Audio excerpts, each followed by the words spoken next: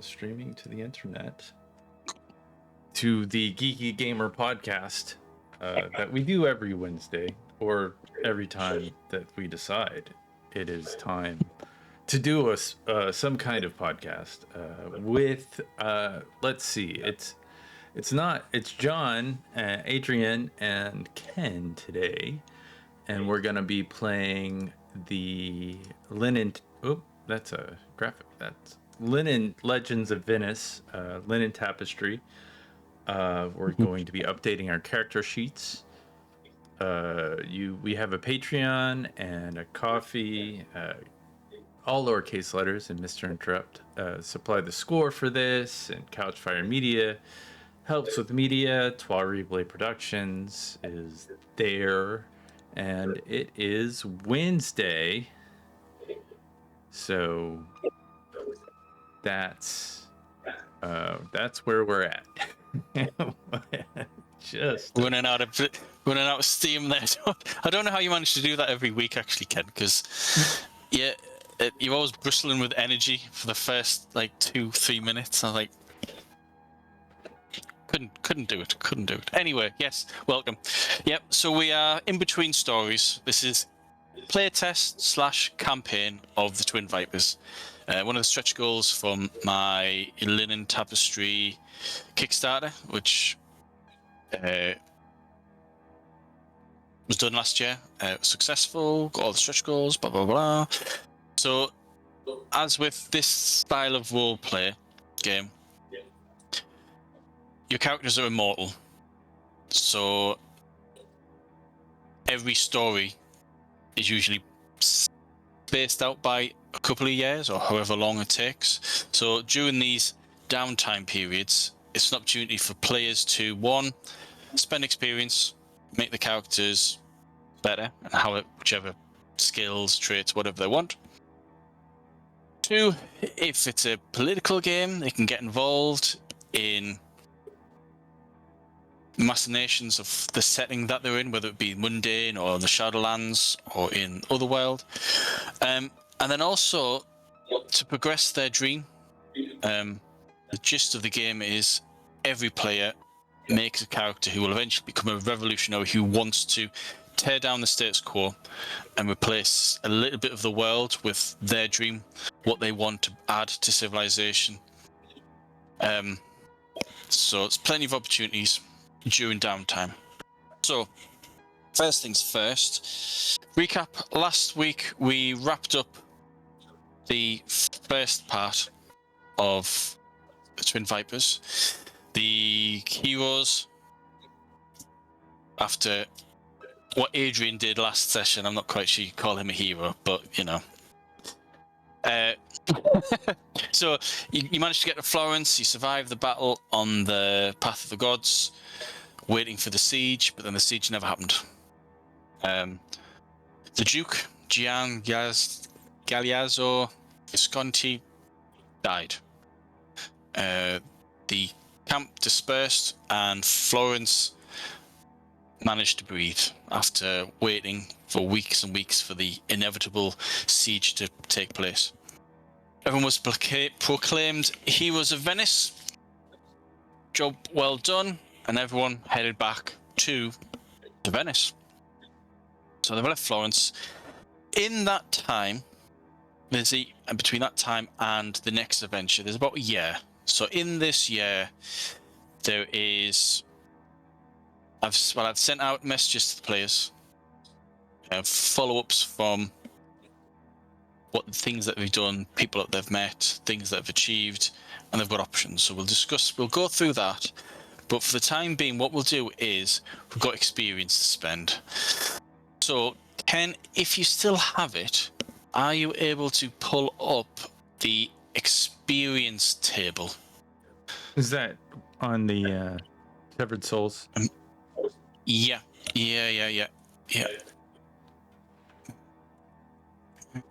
Let's see if I'd upload. I'm sure I'd sent it to you in the past, so I'm gonna have a look for it now. If it's on that PDF, I have it.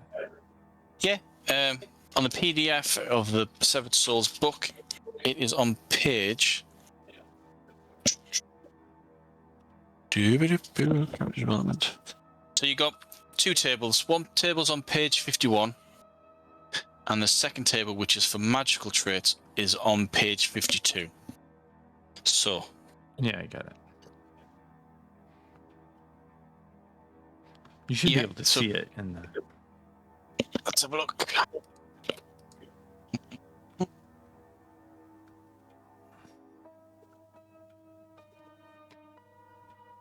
The other major thing that's happened in the year is Adrien's character has awakened. This is an event that has happened to Ken's character, Daucus, where he was pursued by the enemy. One of his colleagues was injured, and so he stopped or slowed down so that he could be attacked, and that would allow the rest of his companions to get to safety, which he did.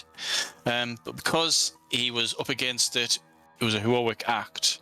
His soul severed from the Great Cycle, and at that point, he unleashed all hell, literally. For Daucus, his character is a red hand of fire, and he immolated the whole scene. The enemy that was pursuing him were incinerated, but unfortunately, one of his companions who had stuck around to help Daucus was also slain in that scene. For Sketch's character, last week when he awakened, he manifested his avatar, which was an artifact called an adze, which he used to slay the enemy. But then he also, as a red hand of wood, which also extends to plants, anything to do with nature, he pulled roots and bushes and everything like that from the ground upwards through his enemies and ripped them to pieces in a very gruesome, horrific fashion. So, Adrien, if you've got an idea, the event is always triggered when a character is up against the odds. The character wants to succeed, but can't succeed. With his will alone is enough for their soul to decide, yes, this host, this is the one who's going to manifest their dream, and I'm going to be the one that does it. And at that point, your soul will sever, and it'll allow you to accomplish the task, the almost impossible task. Now, it doesn't have to be combat-based.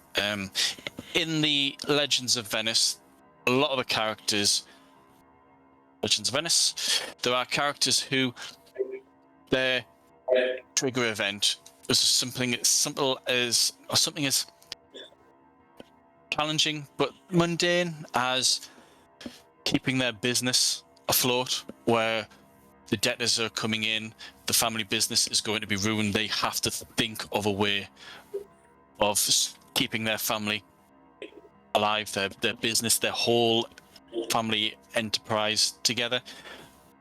It's that sort of thing. So if you've got an idea already, you can explain it, and it happens. It can either happen in front of people, could be private, whatever. You just need to let me know whether it's during the day or if it's during the night, because so far everyone's character has awakened during the day, and there's a very important thing, because the time of day that you awaken is when you have full access to all your powers. So if you're a character of the court of the sun, i.e. you awaken during the day, you can summon your avatar, use your spells, all your magic is available to you during the day. During the night, you don't. If you awaken during the night and you're part of the court of the stars, it's the flip. During the day, you're just a mundane person. You still have a connection to your soul, so if you die, you'll be regenerated, but you can't summon your soul. So, by the way, if you've got an idea. Okay, I have an idea, and maybe I'll make it night. It could easily be night, be justified. So it's actually kind of like what you were mentioning before. Funnily enough, Right. it sounds like a setup. Not exactly, but it's kind of, it's about a conspiracy.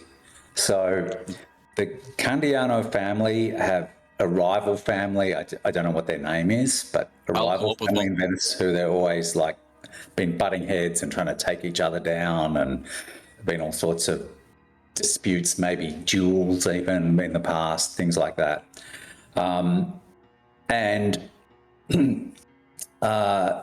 something happens where our family gets accused of ripping off the church, of siphoning money that was meant to be donated to renovating and making grander some of the churches around Venice, that we had some scheme to siphon that money off. And our rival family claims to have uncovered this conspiracy. And this is really dangerous. The church is so powerful, and is connected with the Doge and all the centers of power. And this is heading kind of in a bad direction for our family. And my family decides to set myself, Pietro, up as the fall guy for this. They say, okay, we've got this kind of sort of a bad apple in the family anyway, and we're going to try and save ourselves by saying, we had nothing to do with it. It was this guy here. Yeah, cool. So that's the sort of situation that I'm stuck in. And I, as this is kind of gathering pace, I haven't been arrested yet or anything like that. I'm investigating to try and find out what really happened, who's behind this. Are there some documents? Is there some witnesses? Is there somewhere I can get information to disprove this theory? Because if I'm either going to be put in jail for a long time or exiled from Venice. I'm going to lose any family noble status. My life as I know it is effectively going to be over. And the stain anyway is still going to be kind of on the family, even if I'm set up as a scapegoat. And it's actually my stepbrother, who I resent anyway, who's suggested, let's set him up to he's trying to do it to sort of save what it faced to the extent that he can for the family. So I'm investigating, I'm not getting anywhere, and then somehow, I'm not exactly sure what happens, but my powers manifest in a way to give me the information or extract a confession in a semi-public setting, maybe from someone about this. It can happen maybe at night at a courtly event or something where there's some important figures present that kind of exonerates me, and in fact kind of then takes down some member of this rival family. Brilliant. No, that's fantastic. So your element is Your element is electricity, and one of the major branches from electricity is the mind. So with the mind, you literally treat thoughts as an element, and there's 5 tiers to the magic. There's detect, so you can detect thoughts. You can detect that there is a mind. 2 is understanding. 3 is moving. So when it comes to the mind, you're either suppressing or you're bringing thoughts to the forefront. Level 4 is altering, so you are literally rewriting people's thoughts. And the 5th one is create. Now with the 5th one, you can create things such as whole-scale hallucinations.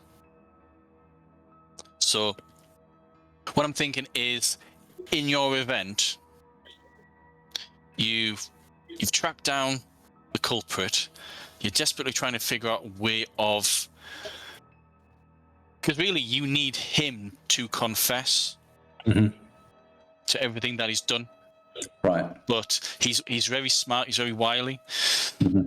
So your frustration leads you to the point where, right, I just have to talk to him. You've got to the point where you're so desperate because every time you try to trick him, get him to sign something or like spill the beans. It's not wet. He's just too smart. So, in your rage, you go to confront him, or to a duel or whatever like that, because a duel could clear your name, but you don't know. If you lose, then you lose everything. So when you go to confront him, the moment just before you speak to him, you see him, the event happens. And what you do is you actually plunge into his mind. And by the time you've finished, he's physically standing still, and you're rewriting everything in his head. And then when you come back out of his head, he starts moving, and you've put him into a kind of a matrix where he's walking around in a hallucination that you're controlling, and you watch him talk to people, but he thinks the people that he's speaking to, he thinks are his confidants who have been involved, but the people that he's actually talking to are members of the church, the council, and for a whole hour or so, for the whole scene, he's your puppet. And by the time that scene is finished, when he snaps out of the hallucination and he looks at who he's talking to, you can see the dread on his face that he realizes that he's been dreaming, and he doesn't know how. He knows that you're there watching. It's up to you whether or not you work out if he thinks you're involved or whatever, but he's ruined his career. He's arrested. Certain events will unfold. I'll come back to you on that one with what happens to him. I'll make a note of the family. But by the end of it, your puppeteering, your family's been vindicated. You've been vindicated. And more than that, people now know you.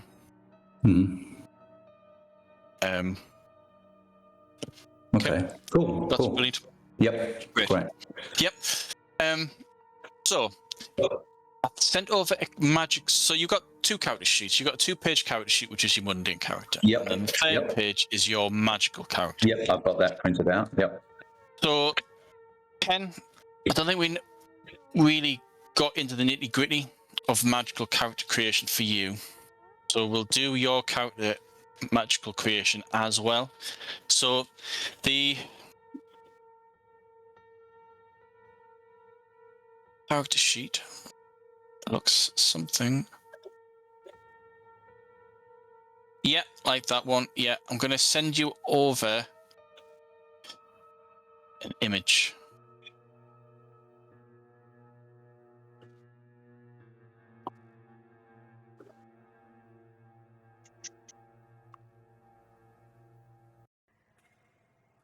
Yeah, that'll do. So then you can stick that onto the live stream. Just bear with me 1 second, Ken.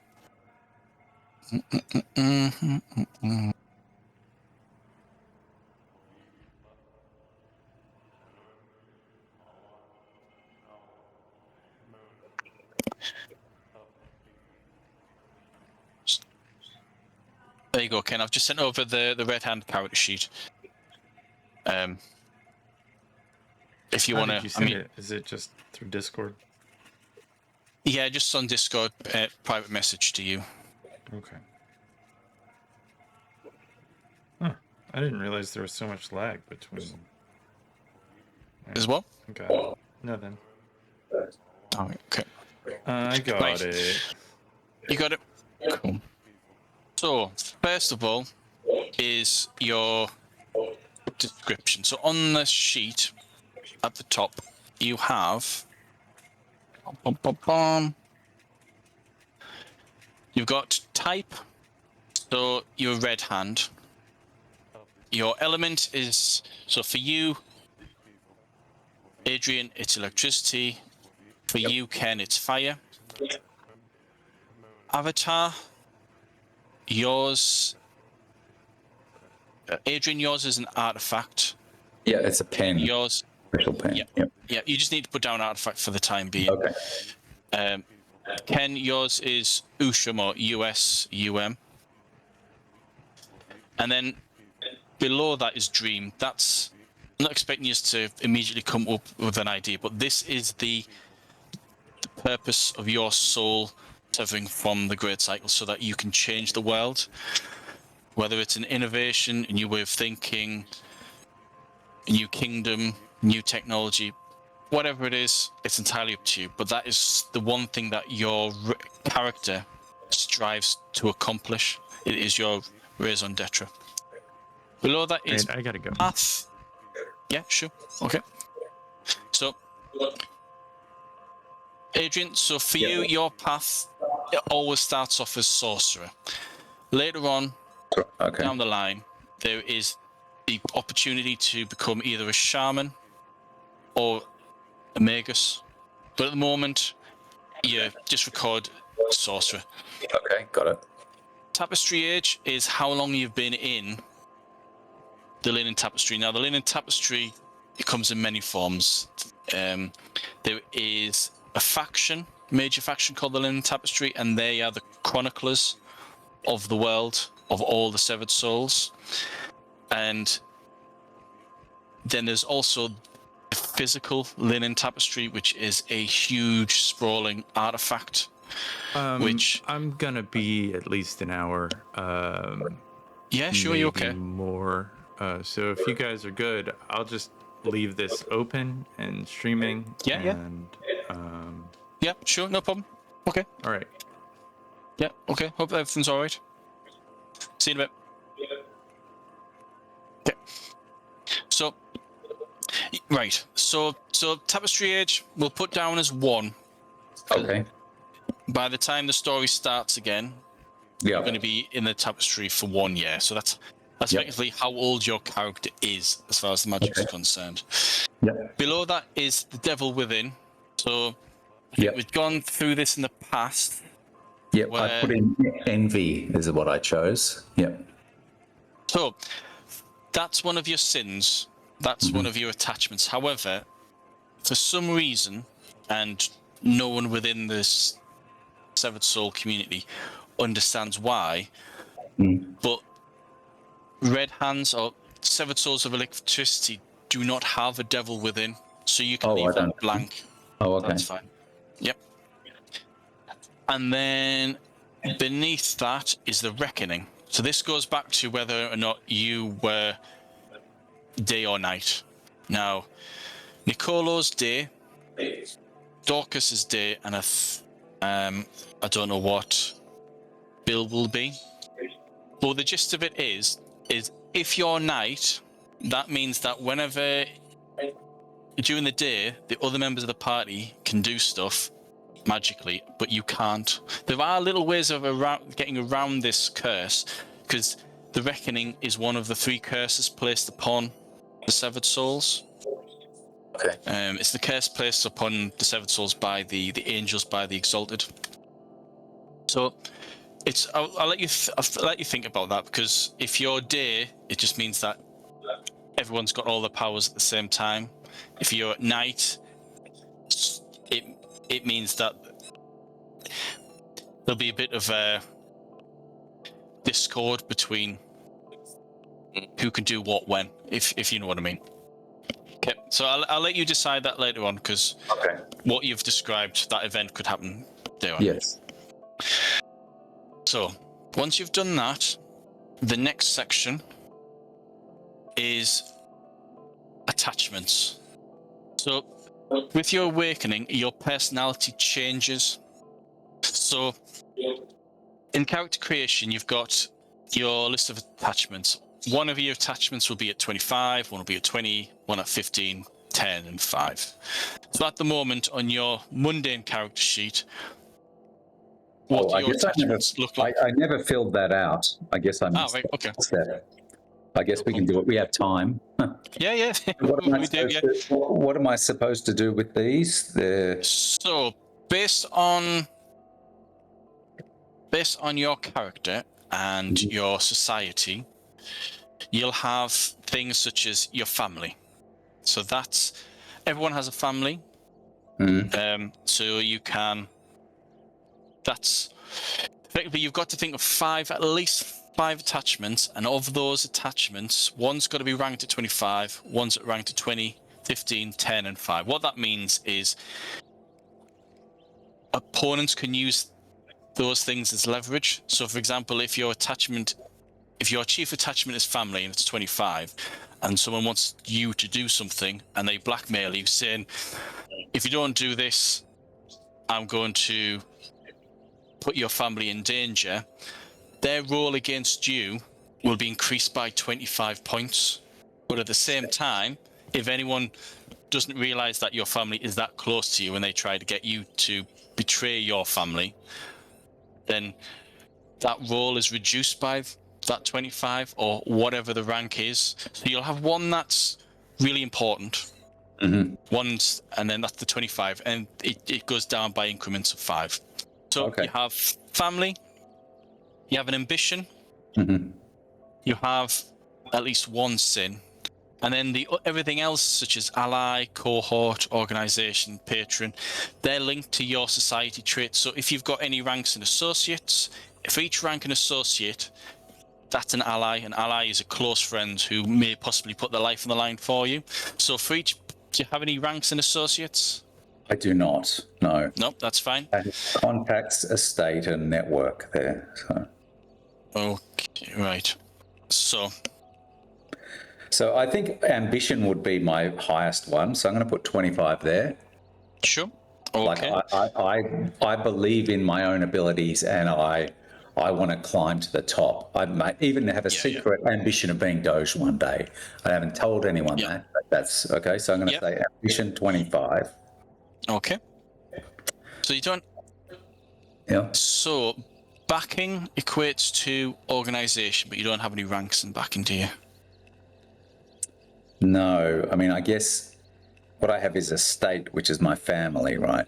Yeah. So, but I might, go on. No, so what we'll say is you need to choose 2 sins. Okay. So family is 1, ambition is 2, sin is 3 and 4. And I think, did we go over the fact that you have maybe like a not a patron, but someone who you look up to, someone who's I have I showed you the rope. I have a mentor who's like an aunt who's like That's right, brilliant.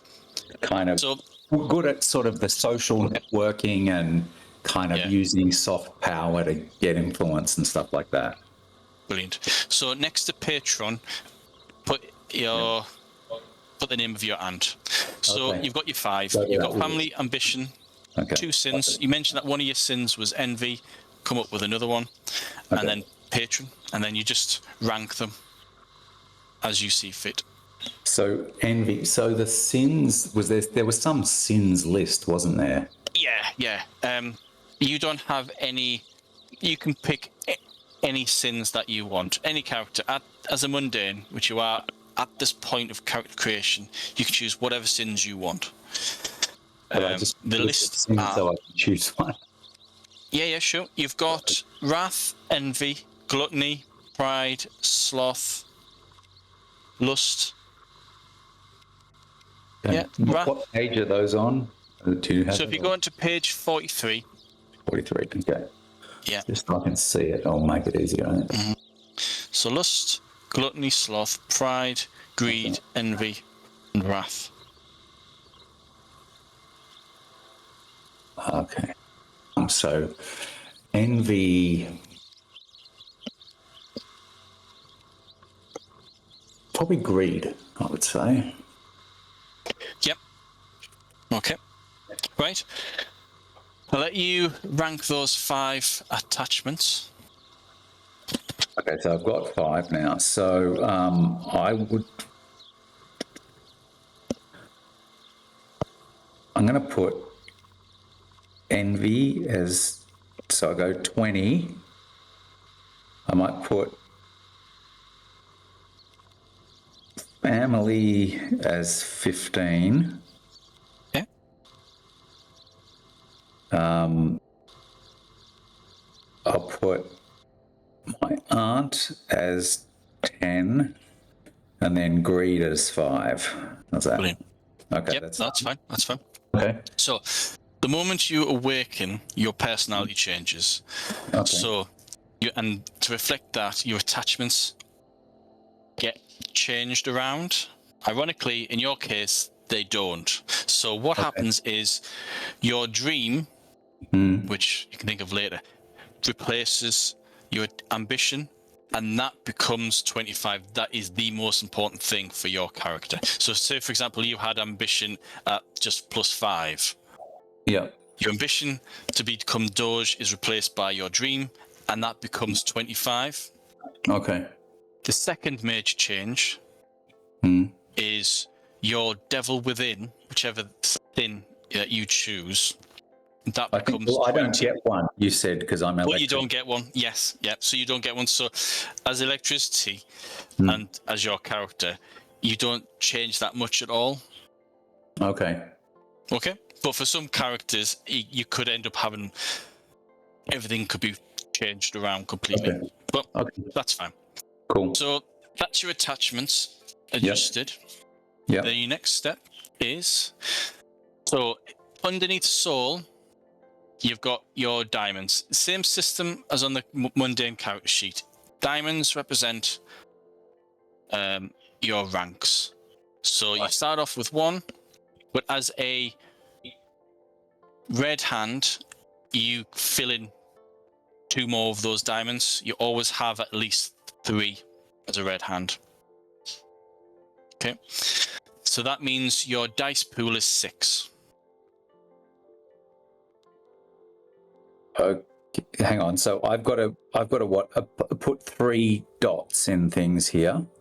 So on your character sheet, Yes. I'm going to see And if the I can patterns? put this. Is that it? No. No. So to the right of where you've just been filling in your reckoning and your devil within, you've got something. You've got soul, a small section called soul. Oh, yes. Yep. Yep. You've got 1 diamond already filled in black. Under dice. You could just Yep. and then fill in 2 more diamonds and put down a dice pool of 6. So whenever you're casting spells or rituals, you roll 6 dice. Okay. I get it. Okay. Right. Yep. Shards, not relevant yet. Okay. Your parameter points is 3. Your parameter points is always equal to your rank in your soul. I'll explain how parameter points works later on. Okay. And then under mana pools, for you to power your spells and your rituals and your summoning your avatar and the magic abilities, such as if your Usham was a fire breathing, half human, half dragon, just breathe fire, you would have to spend mana. If you want to cast a spell, you spend mana. But there's 3 realms, and you draw magic from one of the 3 realms to perform magic. Okay. Depending on which pool you use and where you are, cosmetically changes your spells. So, for example, if you're in Otherworld and you use mundane magic, your spells, which would normally look fantastical if you were using Otherworld mana pool, if you use mundane, your spells look out of place. And because your spells look out of place and you're using foreign mana, it has a detrimental effect on the realm that you're in. And you can actually slowly tear apart the magic that's being used to sustain those magical worlds. Likewise, if you're in the mundane and you use Shadowlands magic, your spells, your magic that you perform comes discolored. It looks as though it's fading, reforming. It'll look grey. It'll look as though it's touched by decay, which makes your magic stand out.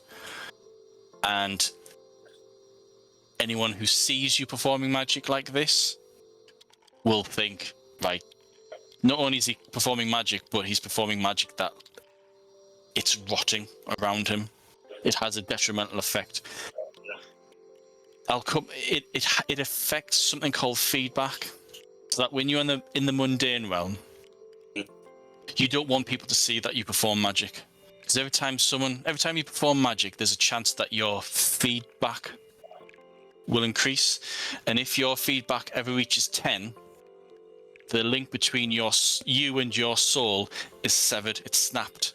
You lose all access to your magic. You're no longer immortal, i.e. if you're killed, you don't regenerate back into your sanctuary. I'll come back to what immortality means. And also, you will age, because from the point that you awakened, you stop aging. You are now timeless. Your fate is no longer tied to any of the three realms. So in 50 years' time, you will look exactly the same as you did now. If your character's really, really old, and they suffer from the backlash effect, those centuries will catch up on them, and that could mean permanent death. So your mana pools vary based on your various traits. So your mundane mana pool is equal to your soul plus the sum of your primary stats. So for example, on your character sheet, you'll have ticked a box next to one of the three primary. Right, yes. On intellect. Intellect. How many ranks do you have in the intellect? Not the dice pool, but the ranks, the diamonds. How many diamonds have you got filled in next to your intellect? Okay, 1, 2, 3, 4, 6, 7, 8, 9, 11. 11. Okay. So you've got a soul of 3 plus 11, so that's 14 times 2. So your mundane mana pool is 28. Okay. Okay. Yep. Your next mana pool is Otherworld. Now, Otherworld is kind of linked to your legend, to your standing in society. Okay. So again, next to your society pool, society traits, you'll have 3 society traits that you've ticked. Correct. Yep. How many ranks have you got next to those ticked boxes? 5. 5, right? So that means you've got Otherworld pool of 16. Okay. And the last one is your Shadowlands mana pool. Mm-hmm. And this is equal to the number of ranks you've got is equal to your society pool. So again, it's number of ranks next to spirit. Next to spirit. Okay, I've just got 1 in. Well, the 3 that are automatically, so 4 including. 4. Okay, you've got 14 then in your Shadowlands mana pool. All right. Okay. So that's your mana pools. Next is your patterns. So at the top, you'd put down electricity. I'd write that in the first box. Yeah. Under immediately underneath patterns. Yep. Okay. Put down electricity, and then you tick the box next to it. That's your primary element. You've got one circle filled in. Yep. Fill in a second circle. Okay. Done. Yep.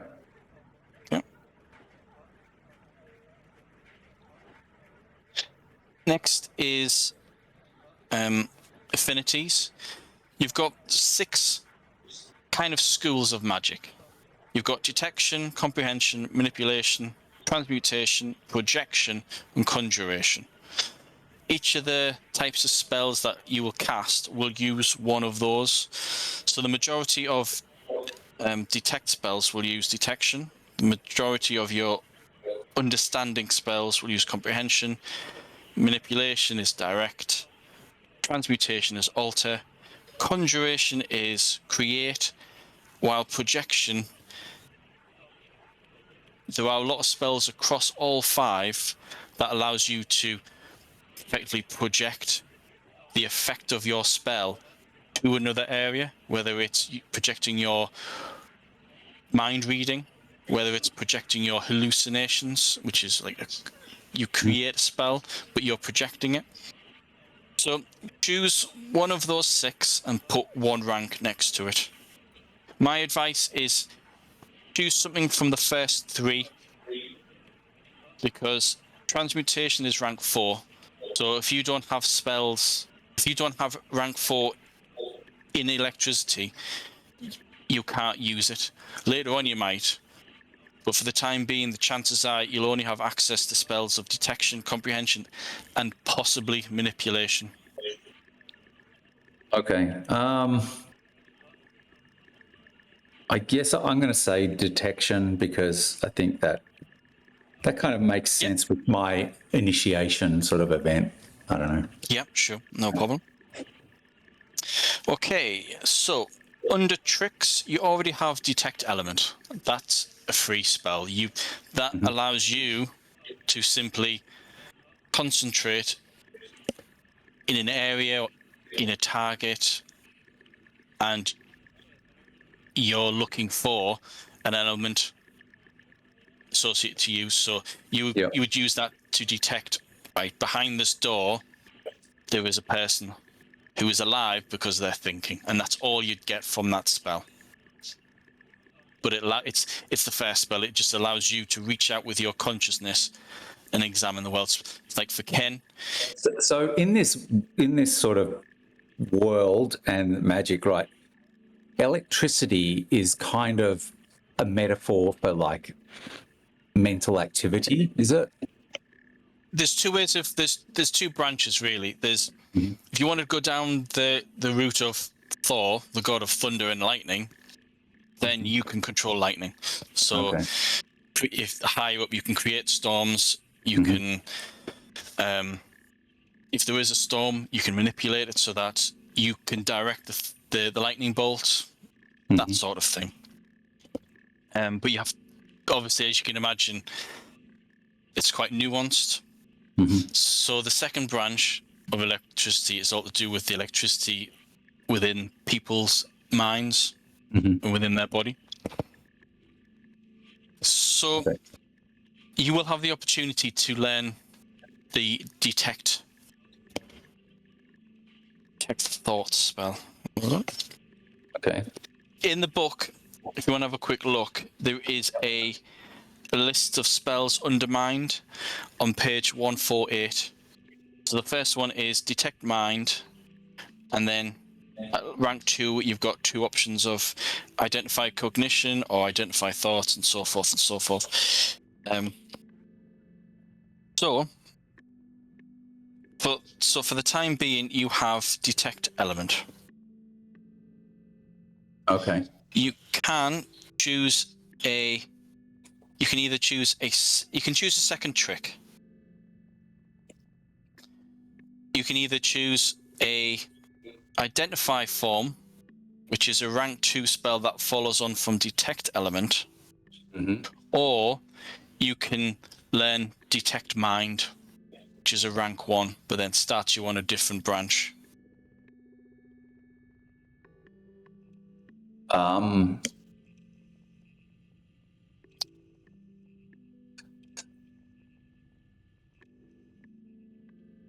Identify thoughts.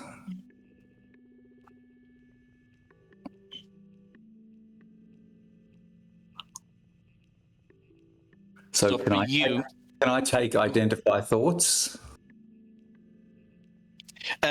You'd have to, first of all, the first one in the tree is detect mind. Okay. Yep. So for you to learn identify thoughts, you need to already possess detect mind. Okay. Oh, and, So and it's the, kind of like so the trait. other branch is the one where you're controlling like physical electricity. Is that right? Yeah. So if Okay, you want to so I'll be just detect mind then. That makes sense. Yep. Okay, so that's your second spell. Next on the character sheet, you've got a list of signature spells. You won't have signature spells yet, so we'll leave that blank for now. All right. Likewise, underneath bound spells, the number of spells that you can bind to yourself or have just bound in general is equal to your attention. Attention. So I have 4 ranks in attention. Then you can bind up to 4 spells to you, or have 4 spells bound. So Binding next spells. total, do I put 4? Just put next to total. Put down 4. Okay. Yep. I'll go into spells later on. Okay. Right. Is it all right if we have a 10-minute break? Yep. I'll let you guys read some of the spells. The spells start on page. The first trick, should I say, starts on page 136, and they'll just give you an idea of not just spells that you can learn now, but spells that you can work towards. But yeah, I need to go. I will be 10 minutes or so, and I'll be back as soon as possible. Okay. No worries. Okay. Right. I shall. Once I get back in, I will be back in a bit.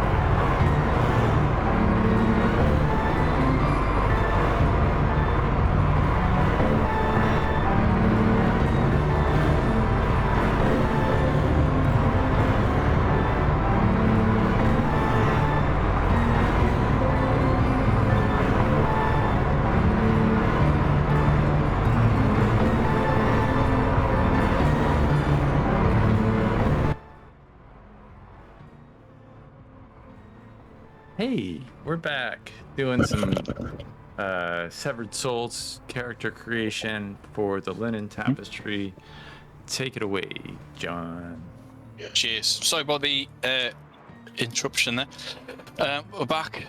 So where we were was character creation, going through the section on spells. So we've done the number of bound spells. The next is rituals. Rituals is the second type of magic.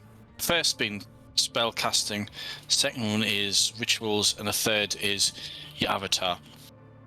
So for rituals, you've got 2 ranks to distribute amongst the 4 types of rituals. The 4 types are artifice, attunement, dreaming sky, and plane of memories.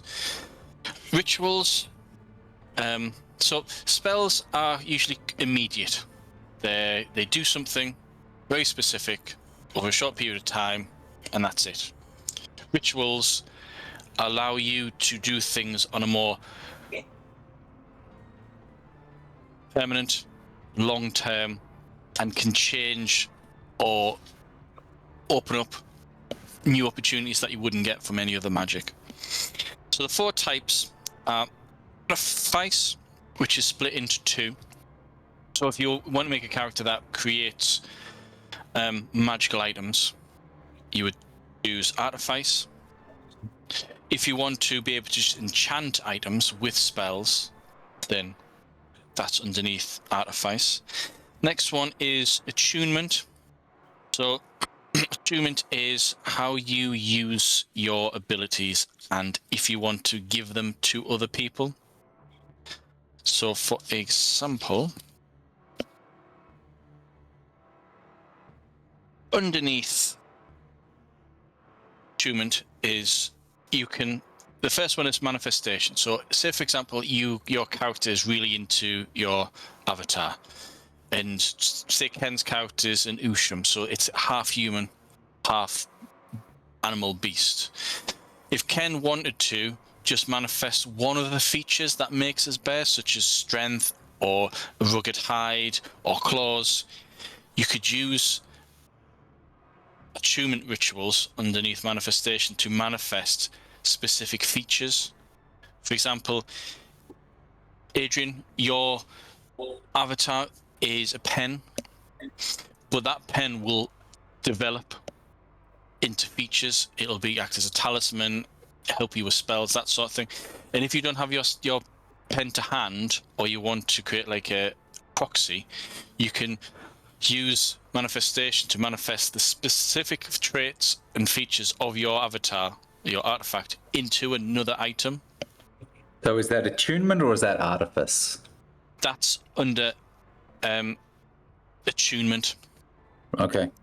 The second one is bestowing. Now, bestowing allows you to give parts of yourself, your mana, your spells, abilities, to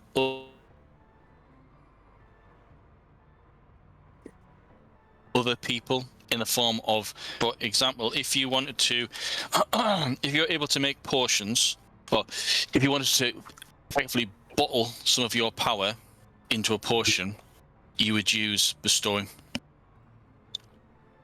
The third and fourth type are all to do with the other 2 realms. So the characters starts off in the mundane. The second realm is the Shadowlands. And the Shadowlands is the realm where if a pattern dies in the mundane, it's reformed, recreated with pure memories within Shadowlands. And the Shadowlands is stretched out. So at the top, you have a plane of memory, very similar to the now, but about 30 years ago. And then for every generation, as things are slowly forgotten, they fade and so forth, they sink through the planes of memory. But within the planes of memory, there are ancient secrets, knowledges, that sort of thing, which no longer, that are lost forever within the mundane realm, but they are accessible through the Shadowlands and ghost walking, as it's called. Yeah, you can effectively venture into the memories of generations gone by to retrieve items from the Shadowlands. Second aspect of the planes of memory is past lives. So your soul, your severed soul, has passed through the Great Cycle numerous times. It has occupied humans similar to you, but never actually, that horse, that human's never actually done anything worthy. So they never severed. When that human died, the soul just moved on through the Great Cycle. But within that soul, if you take the past lives rituals or that past lives scion, you can tap in to your previous incarnations, take memories from them. At some levels, you can actually learn the languages that your previous incarnations, or even take on their physical form. The fourth type is to do with the dreaming sky. So similar to Shadowlands and the ghost walking, you can dream walk. All characters who are severed souls cease dreaming. You go to sleep, you don't remember anything, you simply wake up 3 or 4 hours later on. You do not dream. Because your soul is severed, you are no longer connected to the Great Cycle, and part of the Great Cycle is that those with a soul dream. And when these souls dream, their consciousness, their soul, occupies a bubble of existence high above the other world, called the dreaming sky. The dream walking rituals allow you to enter a trance and enter the space between these dreams, called the gallery, and using these rituals you can peer inside, enter the dreams of those who are sleeping, and similar to delving into the memories of generations gone by, you can steal things and pull things out of people's dreams, or you can manipulate people during their sleeping hours to do what you want them to do when they wake up. The second branch of the dreaming sky is divination, and this allows you to tap into the collective unconscious. So, there is no future, there is no past, there's no time travel in this game. You can't see the future, but you can tap into the plans of humanity. And if there are enough people planning to do something, you're effectively seeing their desires, their hopes of a future. So you can use divination rituals to peer into their future. Nothing's set in stone. You're effectively tapping into what they want their future to look like. You can also tap into their past and their present, such as divining information about them. So that's your rituals. So you've got 4 scions. So that's artifice, attunement, dreaming sky, and planes of memory. You've got 2 ranks to allocate between those 4. Okay.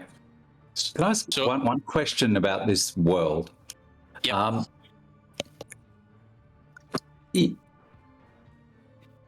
Like, in brief, let's say, what is like the relationship between the different worlds? Like, are they just these separate things that you might appear in one then the other?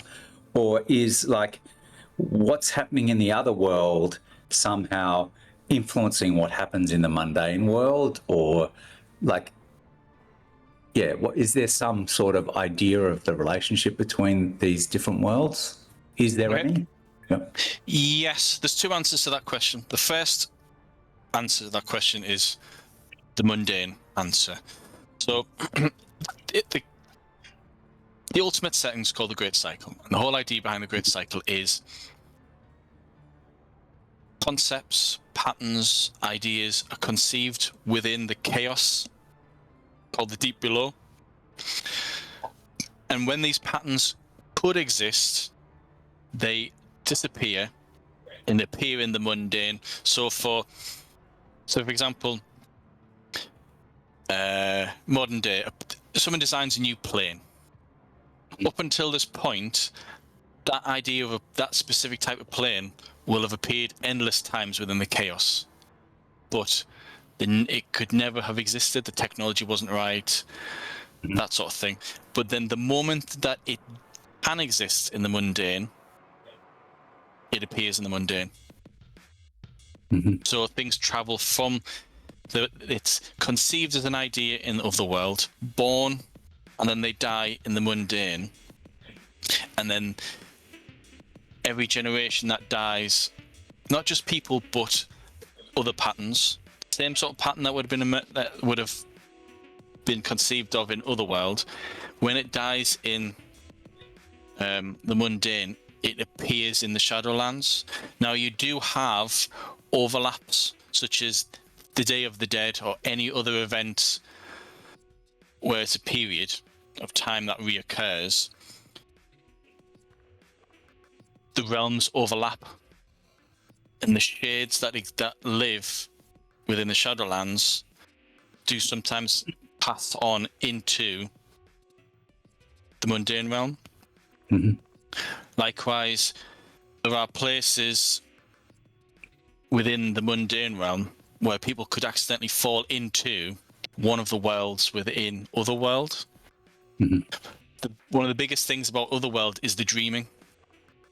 And sometimes if enough people dream the same dream, it could be a nightmare, those dreams can actually get pulled through into the waking world as the dreamers wake up. So there is that kind of connection. In general, there is a barrier between each of the three realms, but there is a tiny overlap.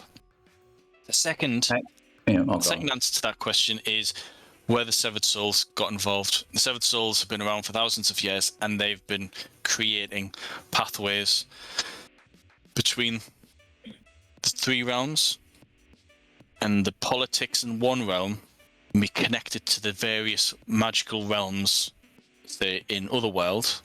In Otherworld, there are dominions who, the gods that have passed on from the mundane, either sink into the Shadowlands, where they're forgotten by the living, but they carve out empires of their own within the world of the dead. Or those who are successful and pass on into legend, create worlds of their own within Otherworld. And that second answer is where the crux of any chronicle within the Severed Soul is all about. Because an event in mundane could be one part of an adventure, and the second part of the adventure then takes you into a part of Otherworld of the Shadowlands.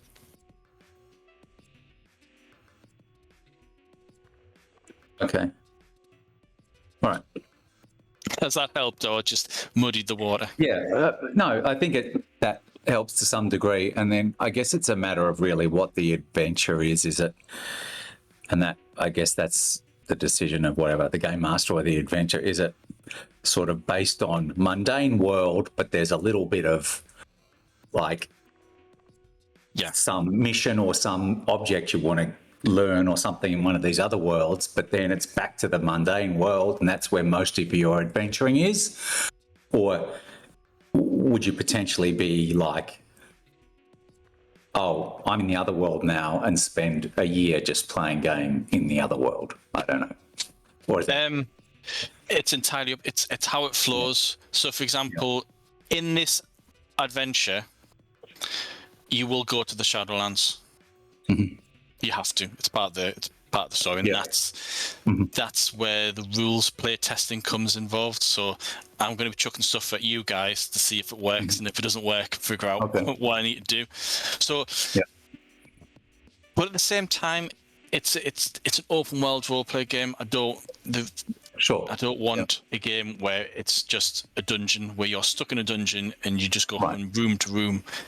If you guys think, right, between adventures, screw it, I actually want to go to Otherworld and explore something, We'll go for it. Okay. All right. So for now, what we have 2 points that we apply to.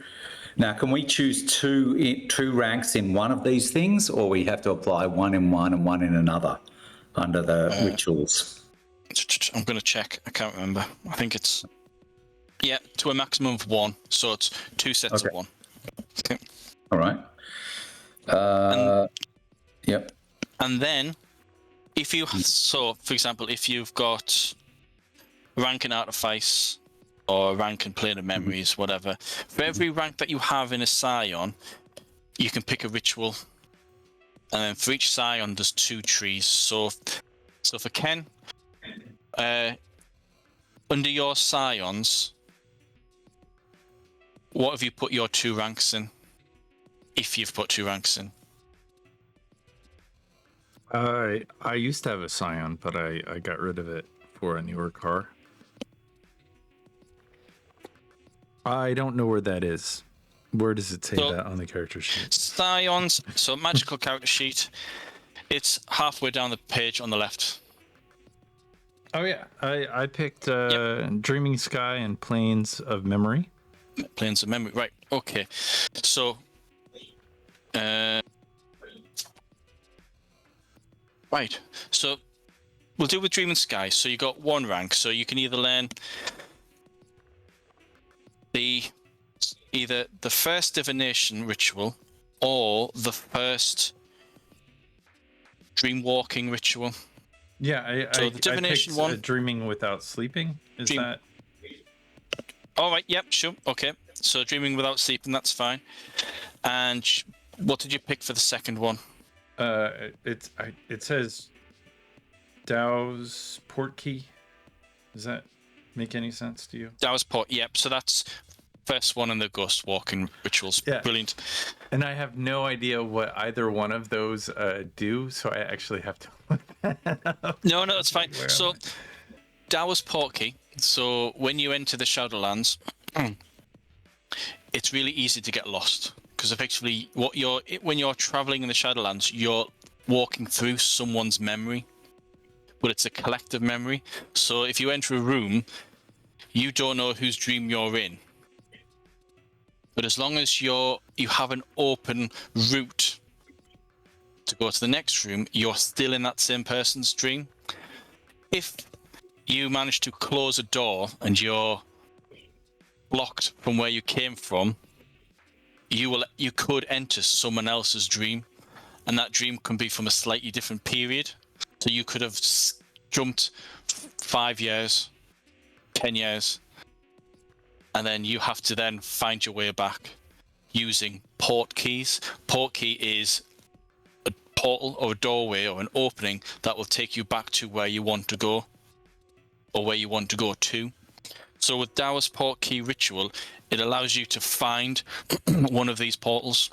If the door gets closed, you can use this ritual to either to try and open that door again and take you back to the memory that you were in, or to find a new portal to take you to another memory of your choice.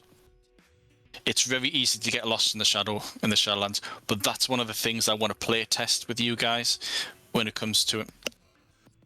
And the second, so you've got Dow's port key and dreaming without sleeping. Yeah. That ritual allows you to meditate and then enter the gallery, and you can't enter a dream, but you can look into a dream, and it's another person, another mundane who's asleep. You can peer into their dreamscape, is what it's called. Right, so that's you sorted. Adrien, your idea of where you would want to put the 2 ranks? Yep. I put 1 in attunement and 1 in planes of memory. Planes of memory. Okay. So planes of memory, do you want to go for the Dow's port key? Or where are these in the book? What page? Page 220. What was the other option? Memory. Dow's port key or So the port key, what does that do? It allows you to like find your way out or something. It allows you to find the entrance to another memory. Okay. And what's the So other thing you can take? The other Or thing that it? is past lives, and that's called stirring memories. So I'll read this out to you. A severed soul interacts with and hypnotizes the person who wishes to commune with a past life. After the ritual has been successfully completed, the awakened may be able to speak with a hypnotized person, but will receive answers from a previous incarnation. These answers are based on memories that do not belong to the person, so there's always an element of confusion in how the information is passed on. So if you want to tap into the past of someone, of a previous incarnation, or like a glimpse into the history of this person's soul's history, you would use that spell, that ritual. Stirring memories. Yeah. That sounds like that's what my character would be interested in doing. Yeah. Maybe it means I'll be stuck in this whatever Shadowland. It's all right. But Stick with Ken, he'll get you out. yeah. So I write down stirring memories under rituals. Yep. Okay. Yep. And so you went for attunement. So you can either have the first ritual from manifestation is minor potion / charm. So that allows you to create a potion or charm that once consumed or broken manifests a rank 1 feature your avatar possesses. So that if you've got an avatar and you want to invest loads and loads of features into it, then it's a sound investment. If you decide to go down a spell path, it might not be as big as an investment. And what are the options? What page do I look at to see these things? Your features, we'll come back to this. So your features are part of your avatar, and that's the next section of magical character creation. Okay. And then the other one.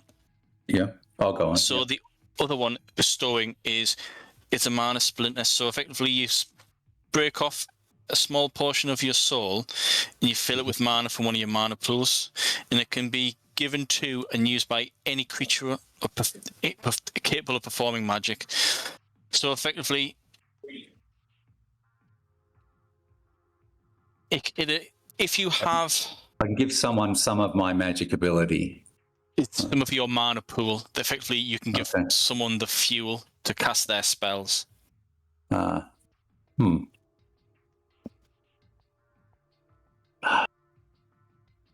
It also means that if you break it off, you'd lose, say, 5 mana, 10 mana, whatever. And then your mana pool would then rise back up again. So then you'd have an extra 10 mana, 5 mana spare. And you just either have to drink the potion or break the charm. And then that mana is released. And whoever's holding it gets that mana for that scene, and they can use that fuel for whatever magic they want. Okay, that sounds like it might be a cool way to boost things or whatever. So why don't I go for that? What was it called again? It's called Mana Splinter. Okay. I'm more than happy for you guys to mess around, and then after like an adventure or two, and you say, actually, these rituals, I'm not using them whatsoever. I'm more than happy for you to say, right, change ritual, change your scion, because you haven't read it. It's a new system. You not had a chance to read through it. Sure. It's a learning curve for everyone. Yeah. Okay. Brilliant. So that's the scions. That's the rituals. The next section is curses. So your character, every severed soul has a number of curses, but the curses that are relevant is your anachronism. So with a pencil, not with a pen, you've got a grid of 10 boxes. The second half, fill in grey. This measures your progress towards either success, becoming a blue blood, or failure, becoming a grey skin. And it's the success of your dream. every time you die, one of the boxes. So I colour in grey the second 5 boxes in Anachronism. Okay. Yeah. So you've got the first 5 blank. Yeah. Okay. Second half grey. Yeah. I feel like I've already lost because I have just the opposite. On my... So, effectively, every time you die, you fill in a grey bar. Every time your soul is increased, you rub out one of your greys. Every time you have a major step forward with your dream, you rub out one of the grey. So every time you become more powerful, every time you're successful, it moves towards all white. Every time you die, every time you fail or there's a setback, the closer you move towards failure. And then beneath that is feedback. So feedback is every time you perform magic within the mundane realm, I roll some dice, and based on the situation, your feedback will increase. When your feedback reaches 10, the bond between you and your magical abilities are snapped. You can't cast spells, you can't summon your avatar, you can't cast rituals. If you die, you're dead for good. You will not regenerate within your sanctuary. Game over. And also, if your character's really old and you're say 500 years old, those 500 years will catch up with you the moment that bond is broken. And like the classic vampire where things age and crumple to dust, that could happen because you will age 500 years and you will within a scene you'll be rotting and dead. So that's your feedback. Feedback starts off at 0. Your backlash duration will be 3 months, and your backlash catch up will leave that for 0. Okay. Next is your avatar. So Ken, yours was an Usham. I didn't actually have any backlash. No, you develop. You would have in that battle scene. You will have got feedback, but because years passed and you wouldn't have used much magic. Feedback slowly resets back down to 0. So I've just ignored it. I have a feedback filled in, rub it out but then. I don't have backlash duration or. All right, rub out that feedback. Rub out that box of feedback. So you're fresh now. You're at 0. Oh. Okay.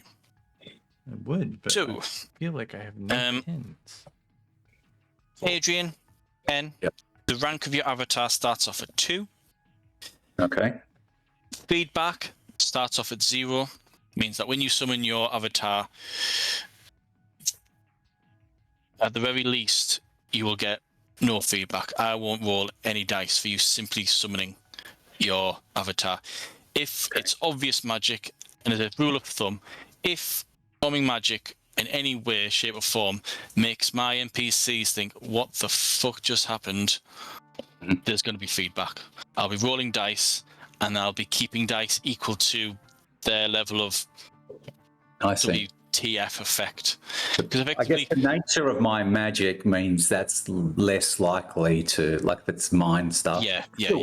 But So generally, level 1 spells, which detect spells, don't generate feedback because it's all in your head. Understanding generally doesn't generate any feedback because it's all in your head. If you apply your knowledge and it leaves someone else thinking, well, how did he know that?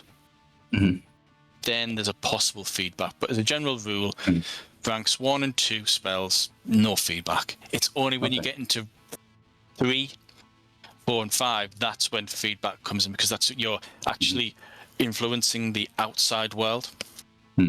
So, The cost to summon your avatar is the rank times 5. So it costs you to summon your pen, it'll cost you 10 mana. And it's with you until you dismiss it. Okay? Okay. Or it turns into the other time of day or night. So if it's set in the day, it will vanish. It goes somewhere, but doesn't go back into your sanctuary. But I'll come back to sanctuary in a little while. So I do remember doing something that caused feedback. Are you saying that has gone away? Yeah, it's gone. A year's passed, and your feedback's faded away into nothing. Oh, well. Not according to this eraser that won't erase. I'm sorry. I just did that again. I'm not sure what the backlash duration and the backlash catch up is. So duration is 3 months. So when backlash happens, it lasts for a period of time equal to your soul rank times months. So you will be mundane for 3 months if backlash happens. Okay. And your backlash catch-up will be 0. Effectively, that's how many years your body has to deal with as time catches up with you. Right. So we'll do you, Adrien. So your artifact, your avatar is an artifact, and you can choose 2 features related to the artifact tree. So artifact starts on page. So that's on page 165. When I wrote this book, I had in mind that most people would either make a weapon or armor or shield, that sort of thing. But there is still the capacity to make clothing or just a general item. So for you, your template is a pen. And you have to choose 2 features. So you could still kind of use a pen as a dagger if you wanted to. But I think from what you've been explaining, you would be using this as a talisman to power your spells. So if you wanted to go down the bolstering your spells, have a look at page 178 under the talisman features. 178 talisman. Okay. Yeah.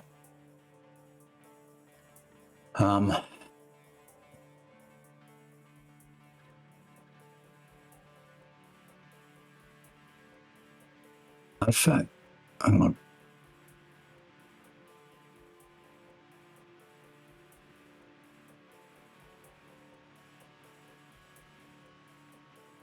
So So what do? I say talisman. That's one of the things. So your first feature.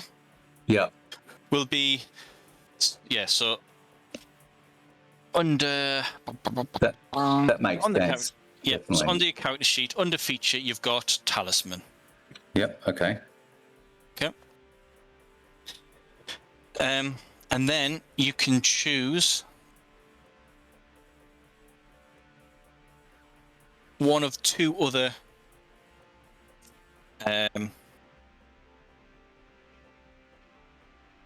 features under the talisman tree. So the first one is primary foci, and what that means is whenever you cast a spell using your talisman, you get +5. Okay.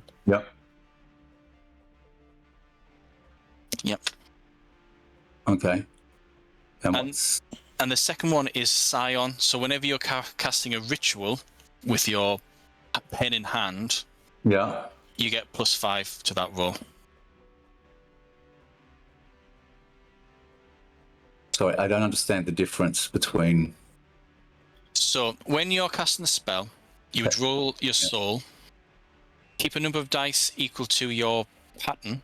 So you've got 2 dice, you've got 2 ranks in earth, in electricity. So you'd roll 6 dice and you'd keep 2. And then based on the school or the category of your spell. So say, for example, you were casting a detect spell, roll 6 dice, keep 2, and you would, if you got 1 rank in detection, you would add +5. With the spell being cast with your pen in hand, that +5 becomes +10 if you go for the primary Hawkeye. Rituals, same system. You roll a number of dice equal to your soul, so you'd roll 6 dice. If it's a ritual in dream walking or attuning or whatever, you would keep 1 die. I've also been reading this where it says you would need to have your scion of at least rank 2. So the scion Hawkeye isn't just yet available for you. Okay. So my advice would be to take the primary Hawkeye. Okay, let's do that. Yep. Sounds good. Okay. No problem. Right.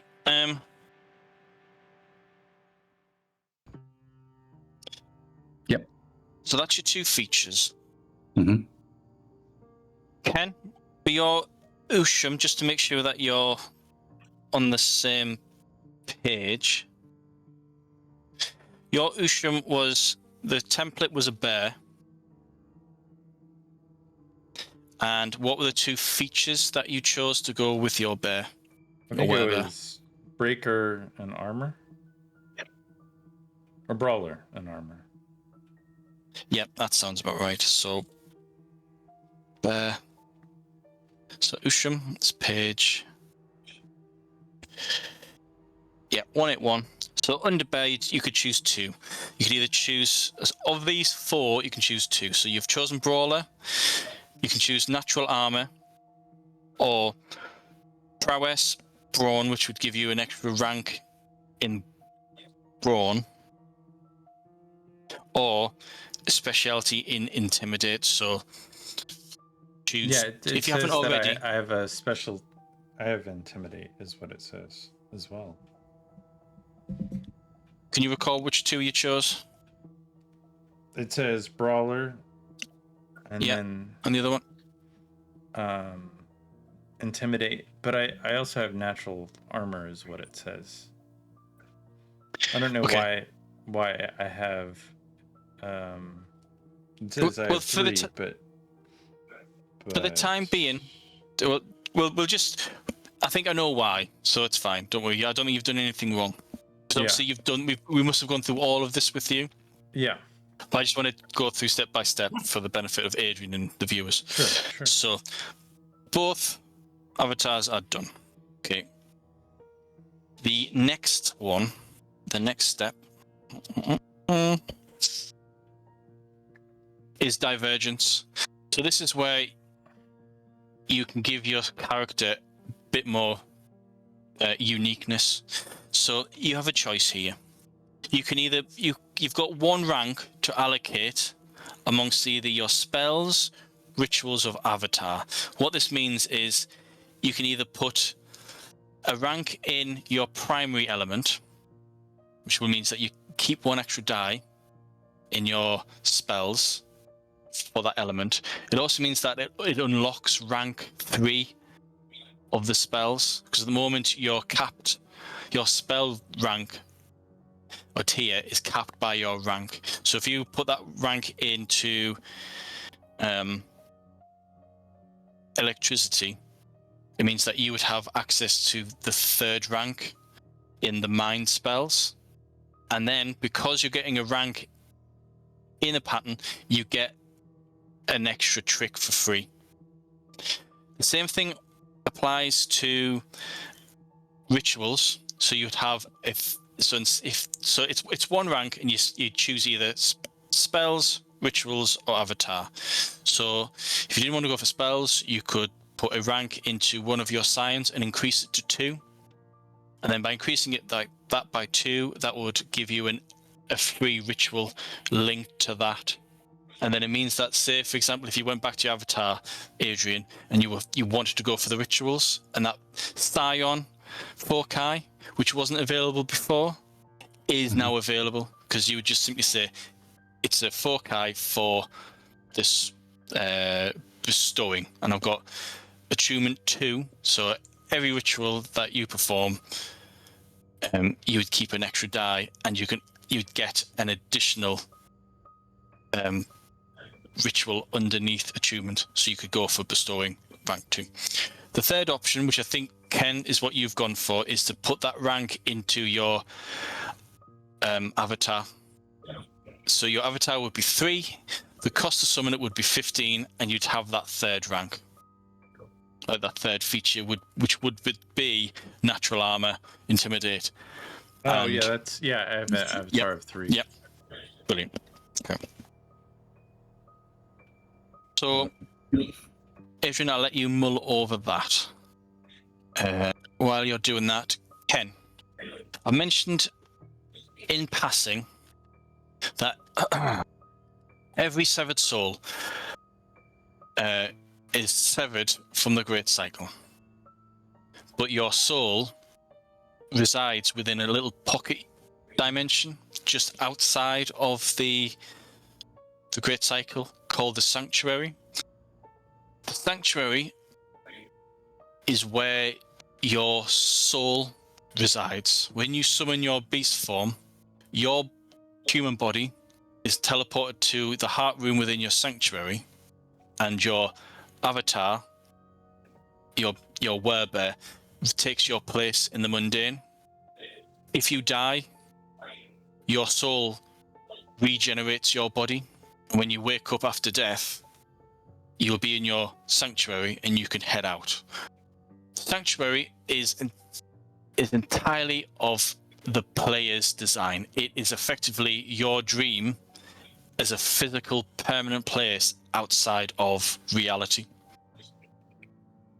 It has 3 portals, or Nibiru, crossing points. One goes to the mundane, one goes to the Shadowlands, and one goes to Otherworld. The one in Otherworld takes you to a random place just above the surface.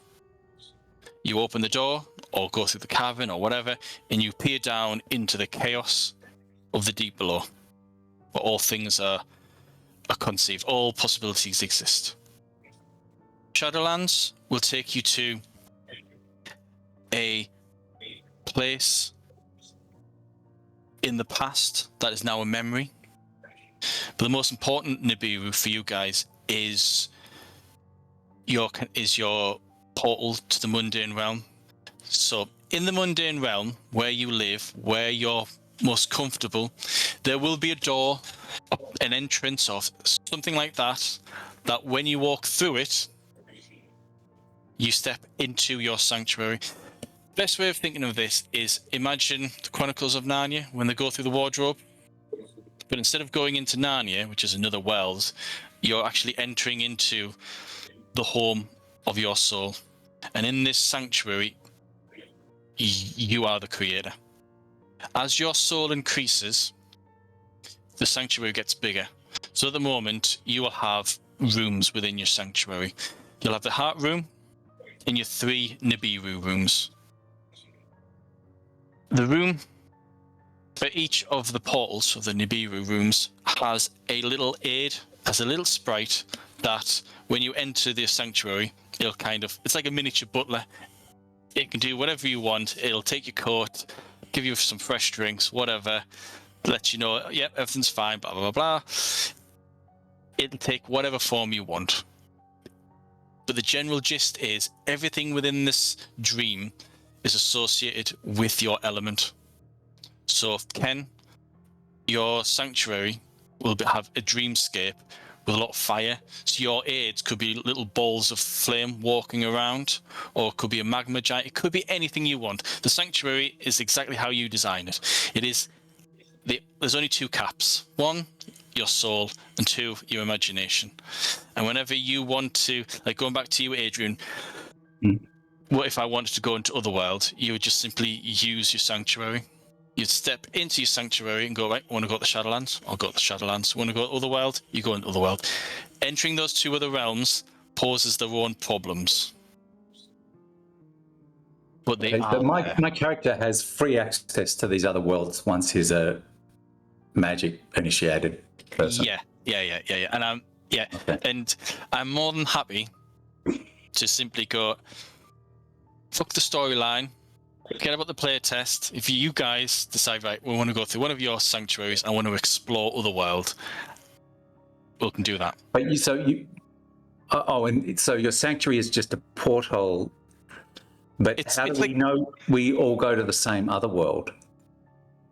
Or there is only one other world? There is only one realm called Otherworld, but within Otherworld, across the infinite expanse of potential, there are worlds that ancient severed souls. And so for example, there are gods who were around thousands of years ago, and they left the mundane to set up their retirement home in Otherworld. Then they've created a world around their Nibiru. And they've built it and built it and built it. And then, so beyond the threshold of their sanctuary into the Otherworld is their dominion. So within that, this is probably just going on a tangent that doesn't matter, but these other worlds that are created by these other gods, do they have people or entities in it that have independent thought that could rebel or do their own stuff, or they're just sort of... Yep. All right. Okay. Cool. That's the reason why the Three Realms book has taken so long to write, because there's 24 of these worlds with free thinking creatures and entities, and I'm writing a miniaturized setting for each one, and some of them are connected by storyline, some invade other dominions and that sort of thing. So it's a massive expanse. It is a universe. It's a multiverse by this point. Okay. So anyway, I've got to apply this one extra point. I'm a little overwhelmed by the option, so I'm just going to put it in electricity. Okay. Just give myself an extra point. Yeah. That's simple. Should make me a bit more powerful with stuff. So sure. That gives you a spell. So you have detect element and you've got detect mind. You can learn identify thoughts easily enough. Okay, I'll put that one down then. That seems useful. Yes, yeah. It means you can read minds. Yeah. How you do it is entirely up to how you shape the spell. So that's just the effect. Okay. You as the player, or me as the narrator, or any narrator, you can be as specific or as nuanced or as general as you want when it comes to interpreting. It's a trick. It's not the spell.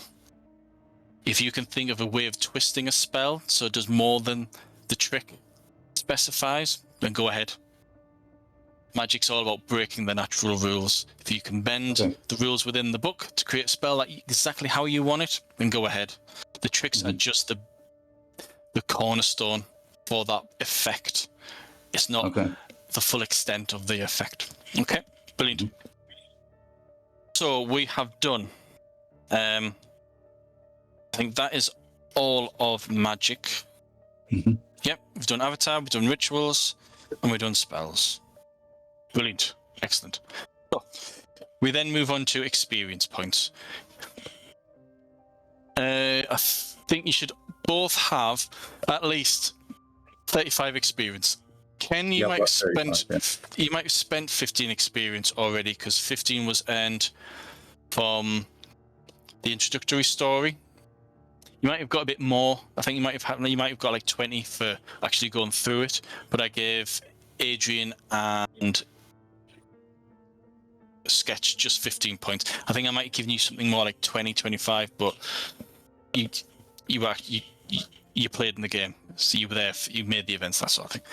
So if you haven't got anything recorded down, Ken, increase what you have recorded by 20. And then you can spend that 20 experience on either mundane traits or magical traits. Mundane traits can be found in the character development, and it is on page. Yeah, there you go. So, mundane traits is on page 51, and that's stats, skills, expertises, languages,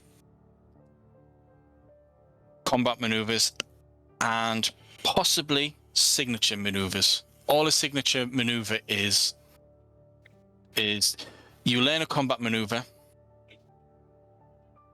such as cold strike, to do something like a cold strike that trips. You say, right, I now have a signature move, and it's that specific combat maneuver, and I get +10 to do it. That's how it works.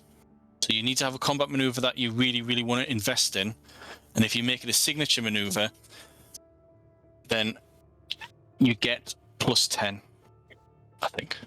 Can't remember now. So Yeah, +10. So just let's try and, like I'm looking at this table. So stats says rank ×3. So The rank that you want to buy. So if you've got rank 2 and something, and you want to buy the third rank, it'll cost you 9 experience. Okay. Okay. And if that rank is linked to a spirit pool, a society pool, that increases, but then it also increases your mana pool. Same as if you're increasing a rank in your primary stats, again, that'll increase your mana pool by 2. Yeah, 2. The other table, which is for magical trait development, is the next page on 52. And that's soul, scions, dying ritual, increasing your pattern, ignore secondary pattern, and ignore totem. As your character gets more and more powerful and you meet more and more powerful severed souls, you have the option to abandon your path, which is a sorcerer, which is the bog standard magic user, and you can either go down the route of the shaman or the route of the magus. If you take the route of the shaman, the person you get to teach you breaks off a shard of their soul, so their soul rank goes down by 1, and they give you a part of their soul, and it gives you a totem, and that totem is a small version of an avatar. So say you met up with someone like Ken, whose avatar is a beast form, and you want to have a bit of a beast form, you want more of a physical character. Your totem would be a permanent half human, half beast form. A totem is permanent because it's not tied to your soul the same way that your avatar is. So say, for example, during the day you've got access to your avatar, and during the night you don't. Your totem is with you all the time,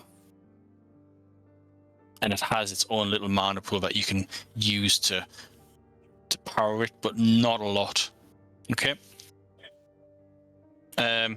Your secondary pattern is, if you decide to take the path of magus, you can tick another box, another row below electricity, and say, right, I want to go for fire. And with secondary, that means that you can learn ranks in that element up to 4. So what is a magus? Is their magic different, or it just means you get a second type of magic? You get a second, but the costs change. What does it? Hold on, I might have changed that. 1 second, sorry. I've changed these rules so many times, I find it hard to keep track of. Nope, it's fine. So all it means is you'd have a second pattern that you're powerful in. I see. Okay. All right. So I've just got to start applying these different these experience points now. Yeah. All right. If you want, I don't mind either of you just saying, right, can I just save it? And then when we're playing and things come up where you think, oh, actually, I quite like this trick. I want to learn this trick now. I'll say, yeah, you've got it. So it's entirely up to you. I don't want it to be set in stone. It's a learning curve for everyone involved. And I'm more than happy for you to just hold off with the magical stuff. If you want to buy any mundane traits, go for it. But when it comes to the magical stuff, when you're exploring, I'll let you learn things. One further question then. When you're in the magical worlds, the Shadowlands or the other world, are you really only doing magical stuff, or physical stuff still matters? Like you might still be stabbing someone, or you might Yep. like if you so for example, if you go into Otherworld and you manage to enter a Dominion or Tenor, which is a huge world in there, then you're stepping into a world, and the stories could be you go on a quest to find something. You could be embroiled in a attempt to save castle from being taken or whatever. It's exactly the same. It's just you're not set in the mundane. You're set in a world where everything's made of magic, and the person next to you could be a talking lizard. It could be a skeleton who's showing you the way. It's a high fantasy world that you could be in. In the Shadowlands, it's a bleak world where the only way is down. There is aspects of horror within this realm of the Shadowlands because nothing new can be created. Everyone tries to harvest what little there's left. But in that world though, in these worlds, you might be like, you come across some monster or something, you might be literally using your physical skills to run away and hide from that. You won't only be relying on magic though. Correct. Yeah. So your mundane skills are relevant in all these other realms. Your mundane skills are relevant all the time. Okay. Yeah. Let me try and figure out how to allocate some of these points then. So for a stat, it's the rank times 3. Yeah. I mean, my stats are pretty good. My advice is look back on the adventure that you've just done. Yeah. And think, what were you not good in? Or what were the things where you're just thinking, actually, I want to be better in that. Think of it in terms of that, because it's a huge character sheet. It's there for diversity. But when it comes to increasing skills and expertise, it's quite cheap. So, for example, if you want to buy an expertise in rank 2, it's just 2 experience, but you've got 20 experience, so you can buy quite a lot of the little things. And as Bill's mentioned, skills is the number of dice that you want to keep. So skills are just as important, if not more, than your stat. Because you could roll 10 dice, but if you're not keeping any of them, and you're not Ken, then you could be scuppered. Because not everyone can roll as many 10s as he rolled a as 10 just like out of nowhere, just like he had 1 dice. He rolled a 10. I mean, what you... Well, actually, you're both as bad as each other. God damn it! It's like rolling a d20 every time you want to do something. It makes my life really hard. I don't know how. Like I say, I feel like I need to put a secondary camera on my dice because it's like. But I'm not. It's just what's that coming up. It made me really bad at Mothership, is what that did. Yeah, actually, the number of times where you screwed up. I've rolled really well because I always roll. Do you have to roll low in Mothership? Do you? Yeah. And if you fail, it's like a cascade effect. It's like, right, your stress goes up by 1. Welcome to hell. That sort of thing. So if you have a 2 in a mundane thing and you want to increase it to 3, how much does that cost? So, which one are you talking about? Like if, for instance, I want to increase my bashing to 3, would it be? So bashing, that's an expertise. If you want to increase it to 3, so it's at 2, you want to increase it to 3, it'll cost you 3 experience. Okay. and it means you've got plus 15 instead of plus 10. Yeah. Skills. So if I feel want like to I'm increase my melee by 1, and it's currently 1, that'll cost me 2. Is that right? Or is that wrong? It'll cost you 4. It's the 4. rank that you're buying times 2.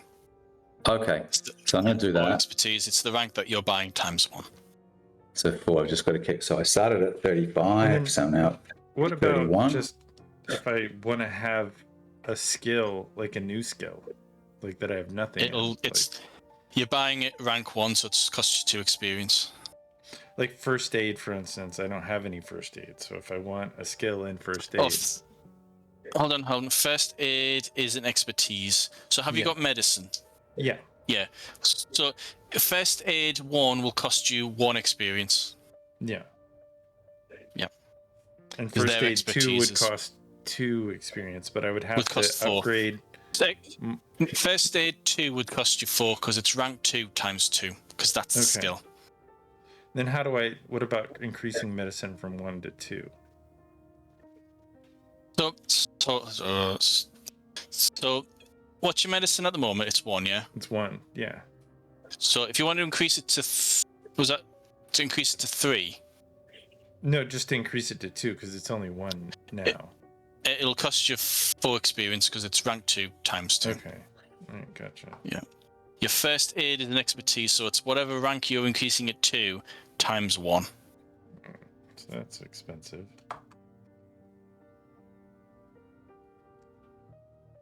Yeah.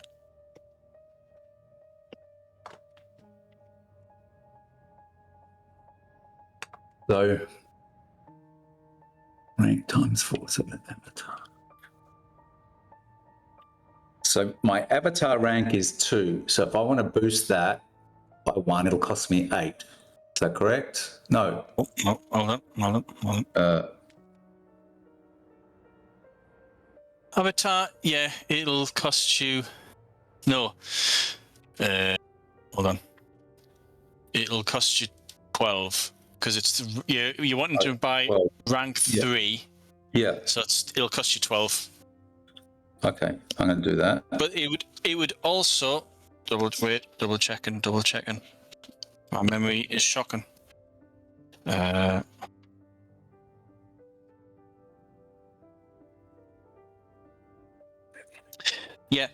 So if you want to increase your avatar by 1, you gain a free feature of my choice. Okay. So I'm doing that.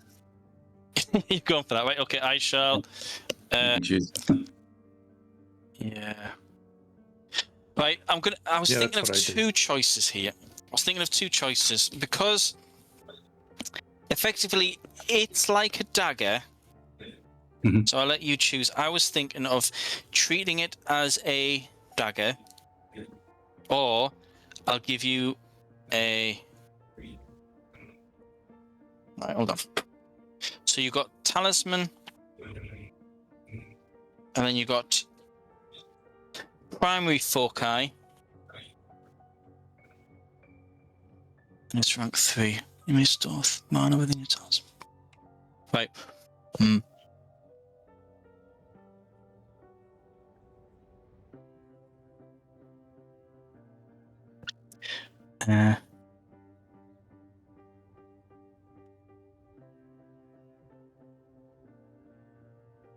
Right. I'm going to give you a choice. Mm-hmm. It's rank 3. Mm-hmm. So either Limitless Area, which the character may as an action activate this ability for a scene until the character executes a spell. The spell must be executed using the talisman as a component to receive the following benefit. When area is used as the target parameter and is set at greater, the maximum distance is removed. So I'm going to have to explain how spells work. So effectively what that means is when you're creating a spell and you're casting a spell, you've got to think of a few things. 1 is the effect, and that's your trick. 2 is what are you targeting? Are you targeting a person? Are you targeting an area? Are you targeting a volume of something? Mm-hmm. Then the next thing you got to think is how long is the spell going to last for? Mm-hmm. And then also, are you using any components to make your life easier? So, when it comes to casting a spell,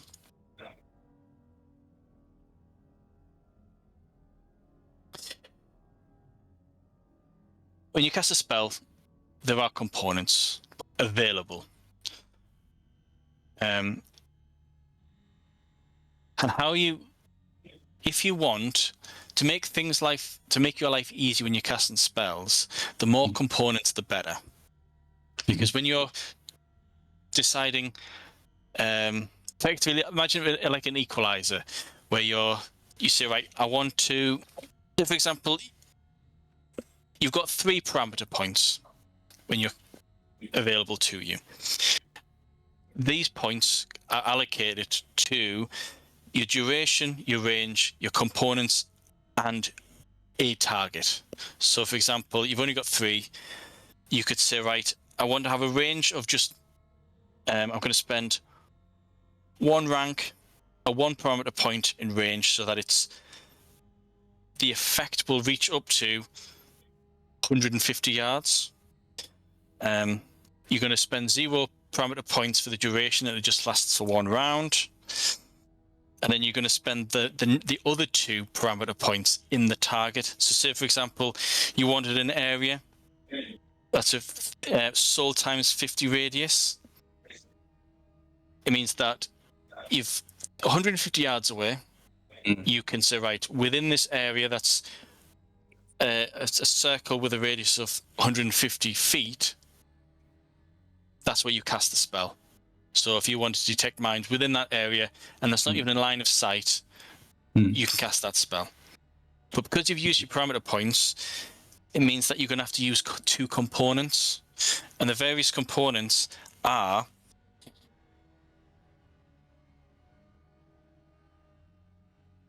so you have somatic, which is body movements. So as long as you've got your hands free, you move your hands in a certain gesture. You have to, and that component has to stay the same every time you cast a spell. You then also have verbal, which is the traditional, you say some words and you activate the spell. Or talisman. So while you have that component, that pen in hand, you're already qualifying as as one of those components. So at 0 parameter points, you need to cast 2 components. You can reduce the number of components needed if you spend 1 parameter point. But if you put 1 point in components, it means that you're going to have to take a point from somewhere else. But then as your character develops and you put more points into soul, your parameter points increase, and then you've got more scope to do other things. Okay. So with Limitless Area, if we were to replicate that spell, the cap for the area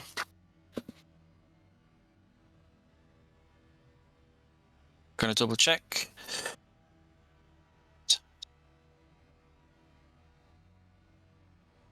Yeah.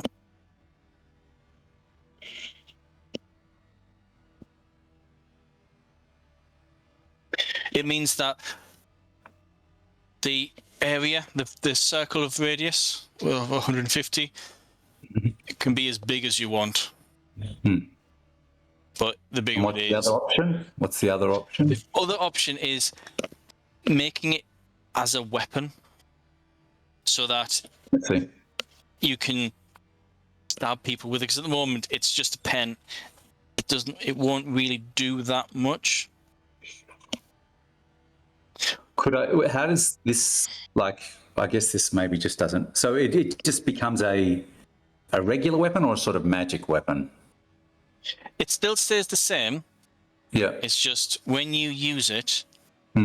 So,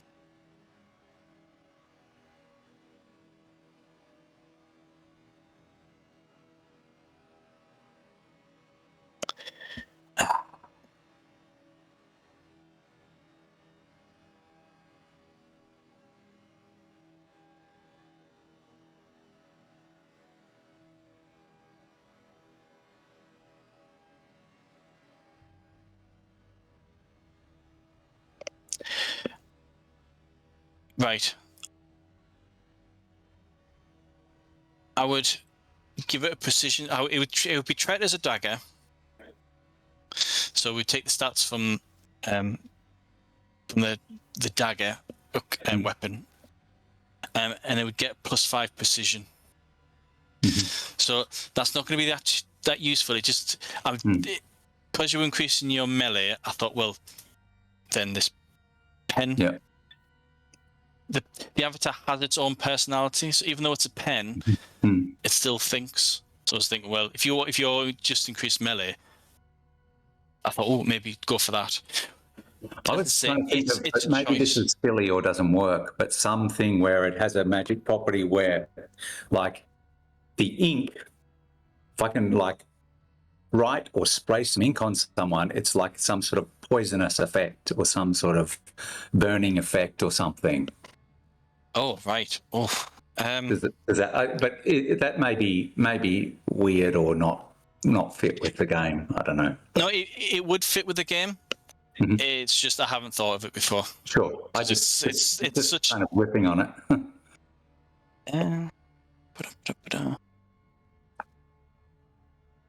Quite like that. I do like that idea. So effectively, it's poison. Yeah, it does. It has some sort of effect. It might be to slow someone down or to weaken them a bit or something. I don't know. I think that's quite advanced, but that's something to bear in mind with, like, if you wanted, we could kind of create a tree where poison is applied in a weapon, because it's not in the main book. Okay, yeah. But I'm more than happy to create a tree, artifact weapons that has poison in it, because poison is in there for if you've got a familiar or host. So it could even tie into the mind effects, like where it slows down their reactions or something, so that they get less actions or something like that, or they can't move as fast, so they lose speed or something. So it's like giving them a brain fog, or something. Yeah. Just a thought. Put down a limitless area for now. Okay. No worries. That's food for thought, because every expansion book that I write, there will be a section where I'm introducing new spells, new artifacts, new abilities, and having a tree of artifacts that do specific kinds of poison that aren't necessarily physical, but could be like mental. Could either be as a spell, which you enchant into your artifact, or manifests it as a special ability.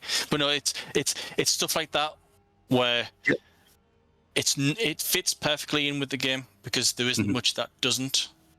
Yeah, it's just having the imagination to apply it to what you have. All right. So no worries. Okay. So good. I'll just, I guess I'll quickly. You want me to allocate the rest of my points and stuff? You can save them. You can always save them. You can. Okay. Save them. So all right, I'll save them. I've got 15 left. So. What about can I get a defense feature called Lesser Replenishment? It's a rank 1 with no prerequisite. Oh, Lesser Replenishment. Yeah, How much does that cost? How much does that cost? I will check. So I don't know how to buy that. It says cost. Oh no, it doesn't say cost on it. So Lesser Replenishment is a rank 1. Yeah. And this would go in what section of the character sheet? This would go under Avatar, under features. So where you've got natural armor, brawler, and intimidate, put down Lesser Replenishment, and that is a rank 1 feature. So that'll cost you 2 experience. Okay. Because it's rank times 2. But I have to be in my avatar form for it to work. Your avatar gets that. Yeah. So effectively, you heal 1 fatigue at the beginning of each round. Yeah. And then it looks like wound knitting. Yes. Yeah. Can I? And how much would that cost? So that would cost you. So that's a rank 3 ability. Yeah, you need lesser replenishment, natural armor, which you've got. Yes and yes.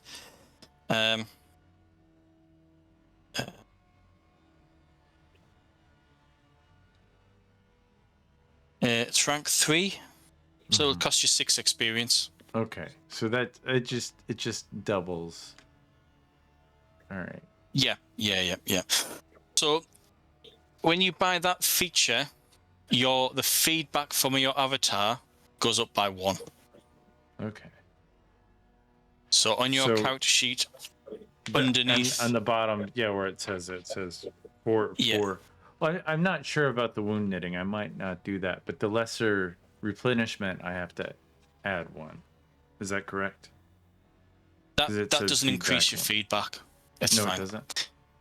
It doesn't, because it's rank 1. If it's rank 1 or rank 2, it doesn't increase your feedback. It's when you get into ranks 3, 4, and 5 that's when things get really intensive. And what is prowess attention? That is the role. So prowess. Where is that prowess?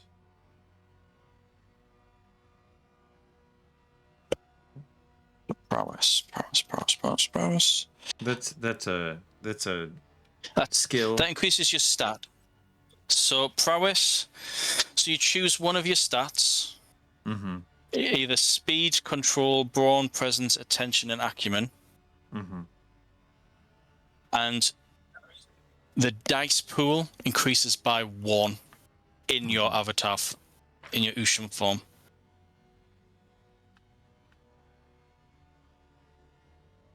Where is that? Where is the? So ability? on your character sheet, just underneath features, just put down +1 next to which stat did you want to go for? No, well, I'm trying to figure out where the ability prowess is. PROW. Prowess is just the name of the feature. You would say prowess, attention, prowess, acumen, prowess, speed, and it increases the dice pool by 1, not the rank, but the dice pool. So if you had prowess control, your control dice pool goes up by 1. So if it's normally, say, 6, it goes up to 7. Oh, I see. Yeah. So prowess is just the name of the feature. It's not the stat that you're looking for. Oh. Yeah, all right. Yeah, because I was looking at prerequisites for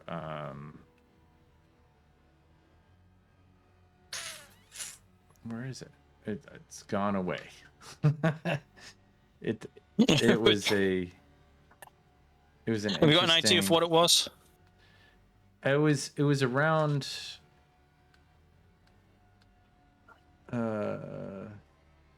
Was it acumen you were thinking of? Yeah, acumen. Oh, prowess, acumen. Were you wanting to go for reflexes and increase your initiative by 1? Yeah. Yeah. No, I don't think it was reflexes, but I think it was near there. So you've got sturdy, which needs prowess, brawn, and specialty weights. Quadruped, swift, needs prowess, speed, specialty run. Oh, I see. Reflexes increases initiative by 1.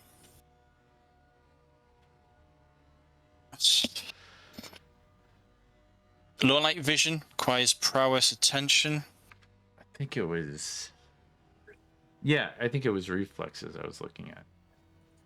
Okay. Have you got enough experience? Is that what you're going for, acumen? Right. Yeah, acumen is my acumen. I think is really low, unfortunately. Where's acumen? So your acumen was originally down as 8, but it shouldn't have been, because it's your primary is physical. Yeah. So your acumen went down to 6, but when you're in the Usham form, it means that your Oh yeah. So acumen it's dice acumen. pool Yeah. would become 7. So you'd have 7 in your dice pool for acumen in your beast form. And if you wanted to go for the reflexes, so reflexes would cost you 6 experience, 6. and the prowess acumen would cost you 2 experience. And that would go in the avatar. Yep, and then just under the features list. All right, gotcha.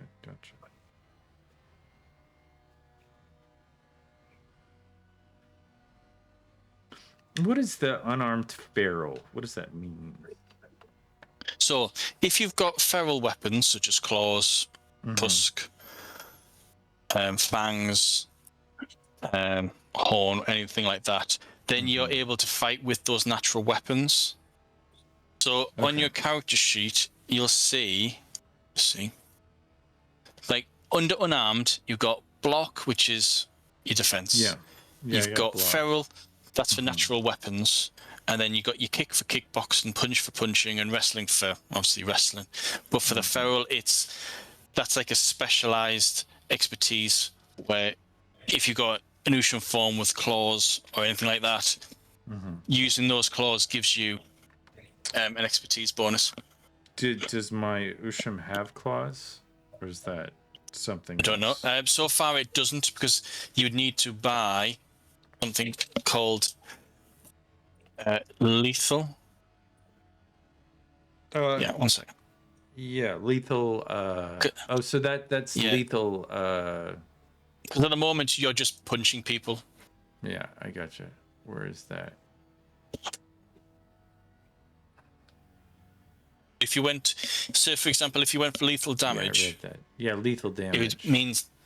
It would mean that you could inflict wounds rather than trauma with your unarmed attacks.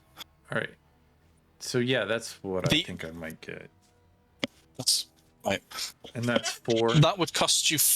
That would cost you 4 because it's rank 2. All right, and then so I would have it's just got enough no to prerequisites. get both lethal damage and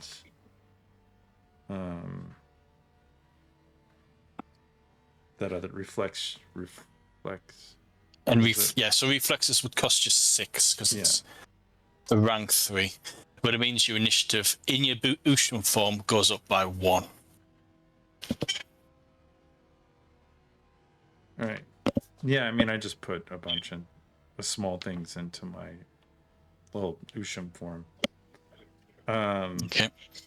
And that is a bonus to what? The reflexes is a bonus to what? It increases your base initiative.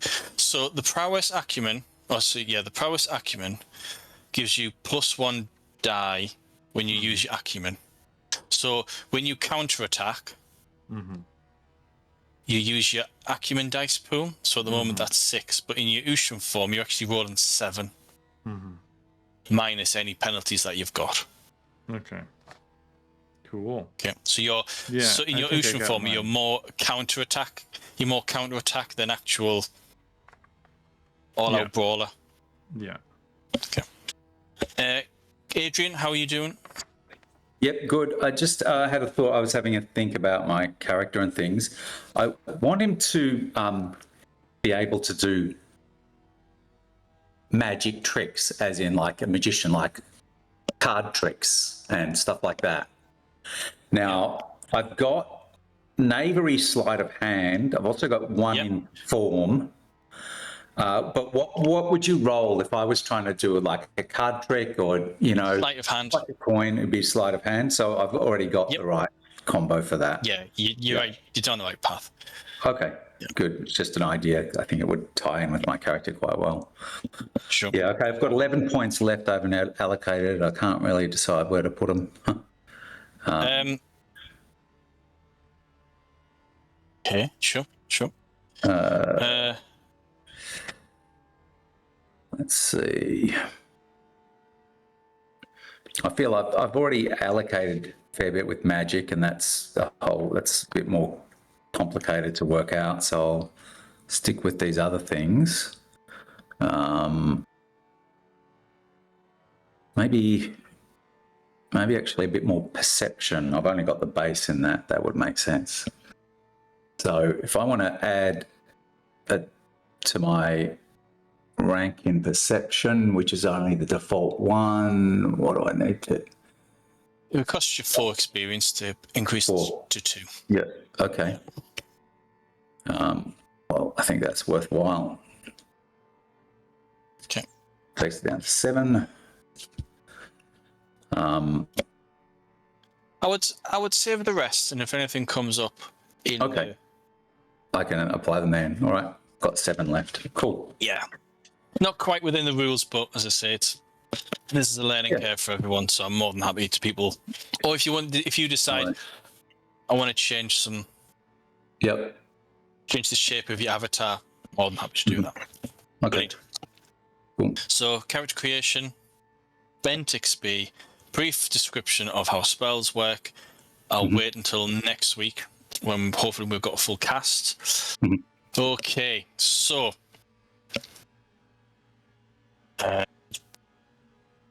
what I want to go over is,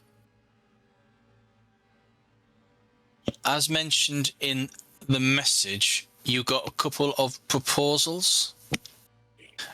Following on from you arranged a meeting with Lady Venara, and you met with Giovanni, who explained to you that they're red hands. So, Giovanni's a young red hand, very young red hand, while Lady Venara, you don't know how old she is, but she's old. She is what she calls herself.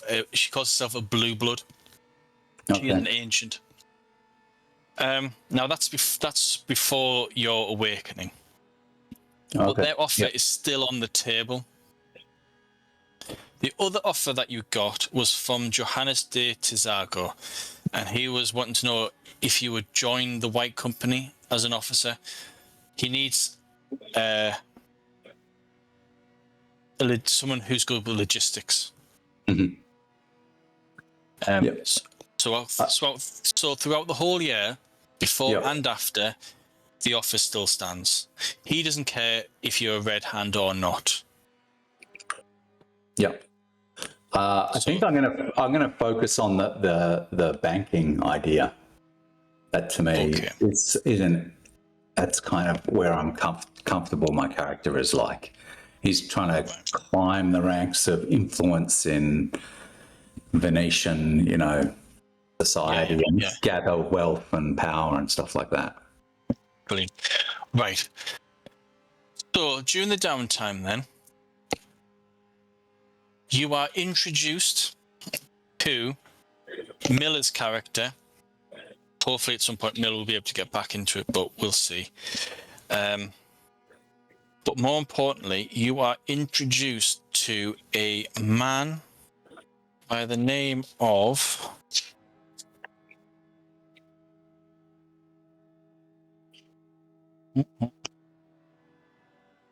Enzio Cor.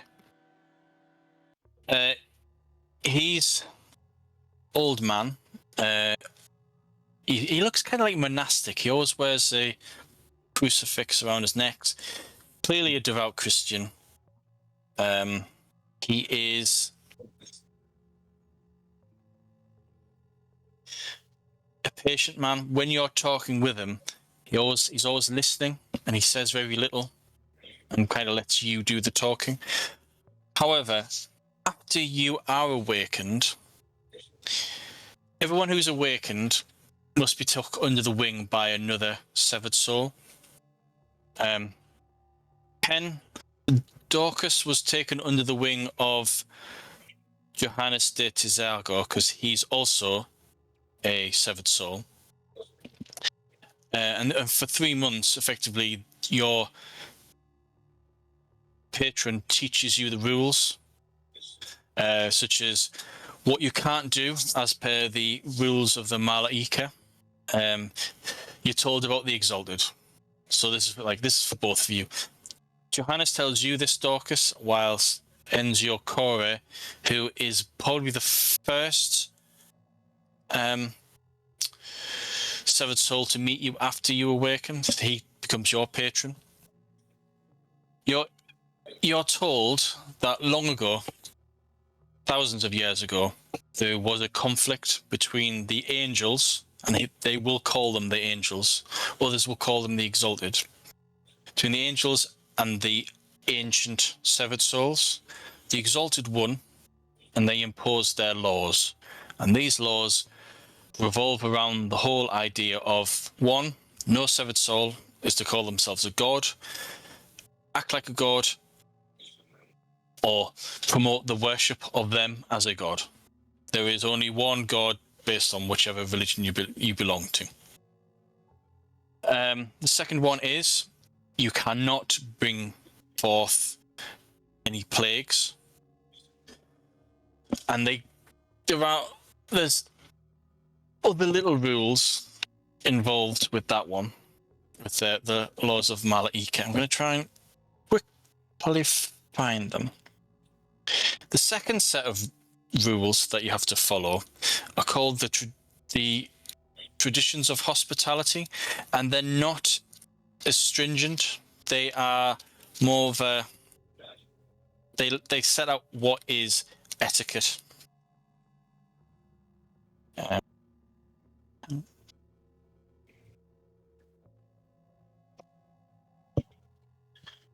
Traditions.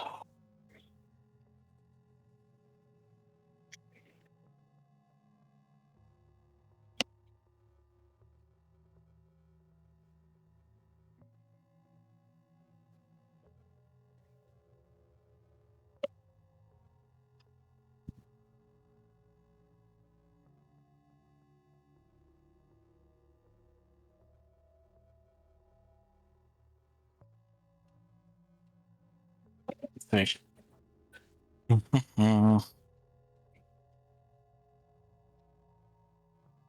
Right. Yeah. So the laws of the Malaika are: no plague shall be created by the severed souls. No people will be subjected to famine by the will of the severed soul. No two peoples are to go to war for the benefit of the severed soul. No awakened may proclaim themselves a god, and no awakened may create life. The rules of hospitality, as I said, are less stringent. They're not enforced by anyone except other severed souls. The laws are enforced by a group of severed souls called the Havaza, and they're effectively the policemen of severed soul society. The rules of the hospitality are: newly awakened will be taught the laws and the traditions, given shelter by the first elder who encounters them. Shelter shall have a period of no less than 3 cycles of the moon. The call of the Ashen Phoenix cannot be ignored, and the ruling severed souls must be notified of arrival at a domain, danine, or dominion within the setting and rising of 3 suns. So, the Ashen Phoenix are a faction of severed souls who hunt down the enemies of the Great Cycle, such as demons, fallen, within the mundane realm. There are, in the Shadowlands and in Otherworld, there are other enemies, but for the time being, while you're in the mundane, we'll just focus on those two. So, demons, you're told, are manifestations of one of the 4 unclean. And the 4 unclean is famine, pestilence, war, and murder. Legends have it is that there are 4 unclean who have long ago were locked away somewhere within the Great Cycle, but parts of their consciousness sometimes seeps through into the Great Cycle. So wherever there's a war, the center of that war, spurring it on, there is a demon of war.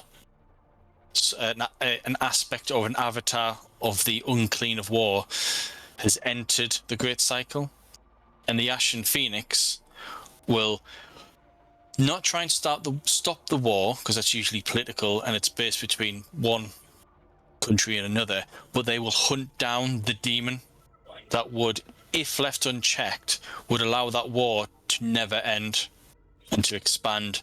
Same with famine, same with pestilence, and same with murder. Difference with murder and war is murder is wholesale genocide, where it isn't one side fighting the other. It's one side just simply killing, murdering another group. And they're the four demons, four types of demons. The fallen are... Does Daucus have any folklore or any occult or anything like that? Nope. No Okay. way, man. All you're told is the fallen are... They equate to the devil. They're the bogeymen who come out of night to tempt you to make pacts for your soul, that sort of thing. Pietro has a bit of occult, doesn't he, and a bit of lore. Yeah, I've got one in occult and one in mythology. Oh, perfect. So, fallen for you is more specific. That the Greeks called them the Titans or the Gigantes. Others call them the Giants. They are, and in the Bible, they have another name. They are like the children of unholy union between angels, fallen angels, and humans. In other ways, the fallen are the fallen angels. So for you, your understanding of what the fallen means is quite extensive.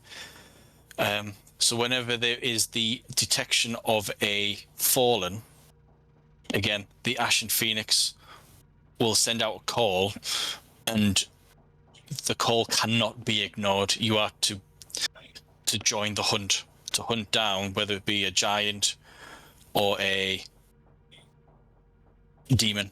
The third kind are the dragons.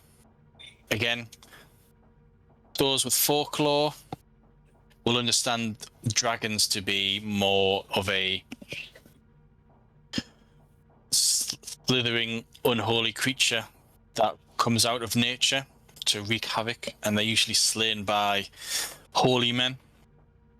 But with a bit of a cult, the term dragon also has a spiritual connotation. Has Pietro ever shared or shown an interest in the pagan religions?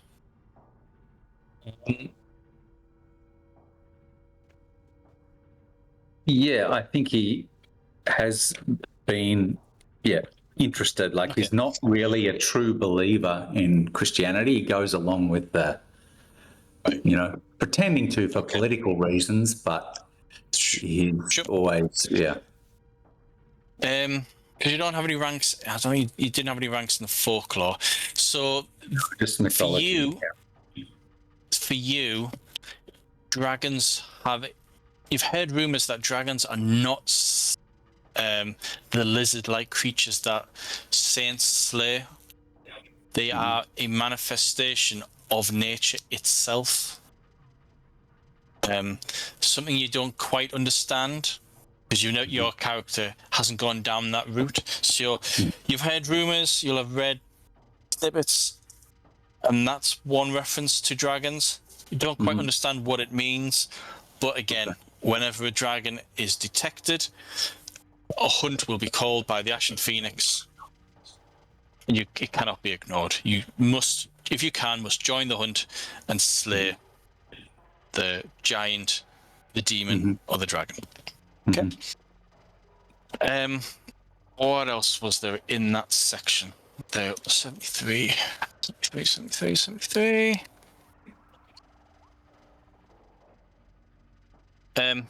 Yes. Other terms which will be new to you guys is the last rule of hospitality. There was a ruling awaken must be notified of arrival at a domain, danina, or dominion. So a domain is the center of a blue blood's dream, whether it be a country, a workshop that is the center of a new innovation of technology, a school, whatever.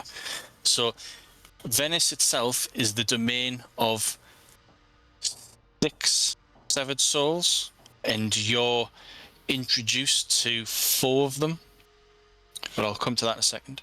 Danina is the equivalent of that sort of area, but in the Shadowlands. And Dominion is those worlds created by a severed soul in Otherworld. So whenever you enter those territories, you must, within 3 days, let the rulers know that you're there and your intent. The 6 rulers of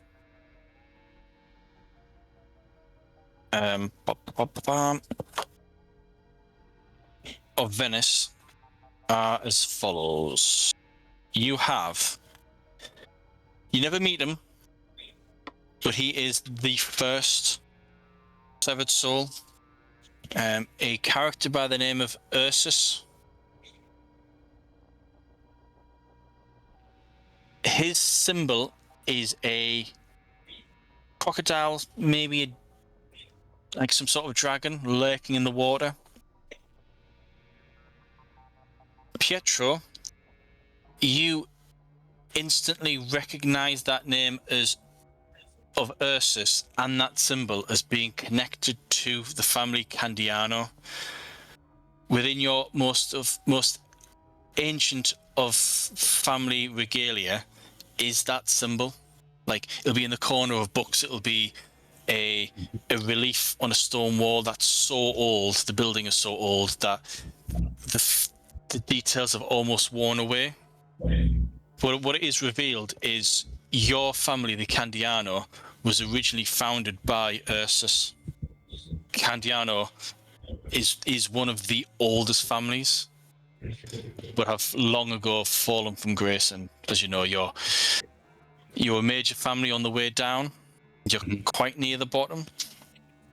The second one is, again, you don't meet her, but her name is Parola Kurara. I'm going to double check.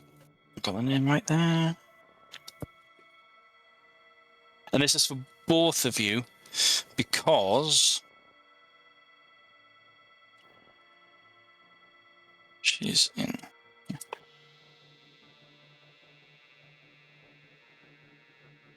Oh, sorry about this.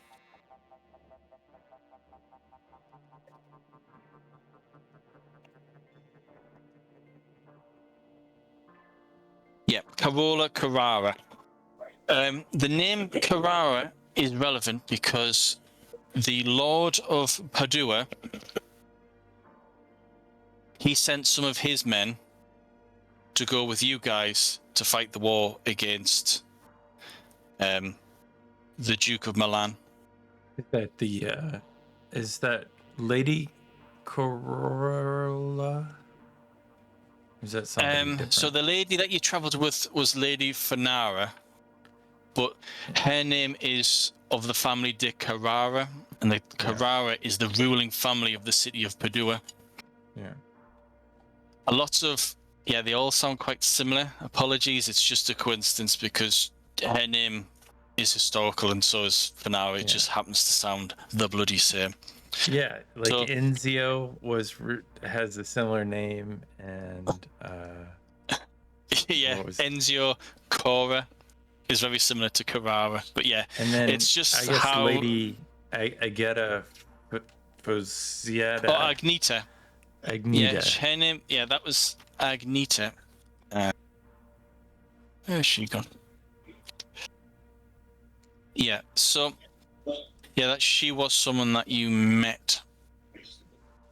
But anyway, so the next ruler. But I think she served the Lady Carrara. Yeah, she is. She serves the Carrara family in the small city of Treviso. She Yeah. will come really relevant. She is actually at the beginning of the next adventure, so Yeah. well remembered. Hey, do what I got. Yeah, in the tradition of Bill, give yourself an experience point for that. Oh yeah, baby. Oh yeah. So, where was I? Yes, distracted as always. Sorry. The third family belongs to the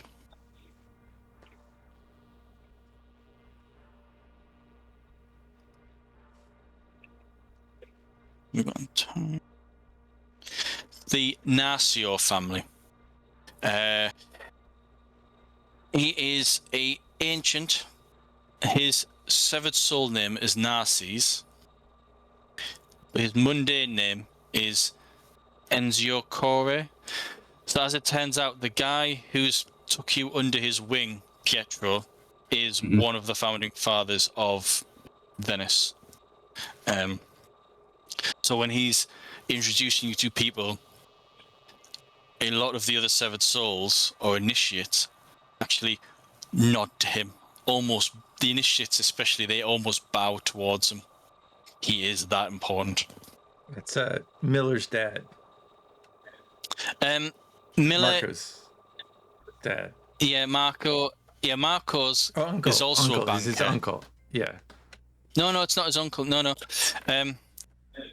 So, just as a bit of a background for you, Adrien, Miller's character, called Marco, he went down the similar line of, I want to make money, I want to set up a bank, and he just happened to overlap with Narces.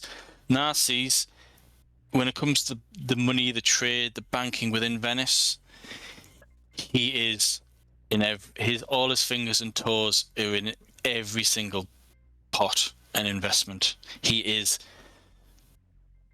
the financial lifeblood of Venice.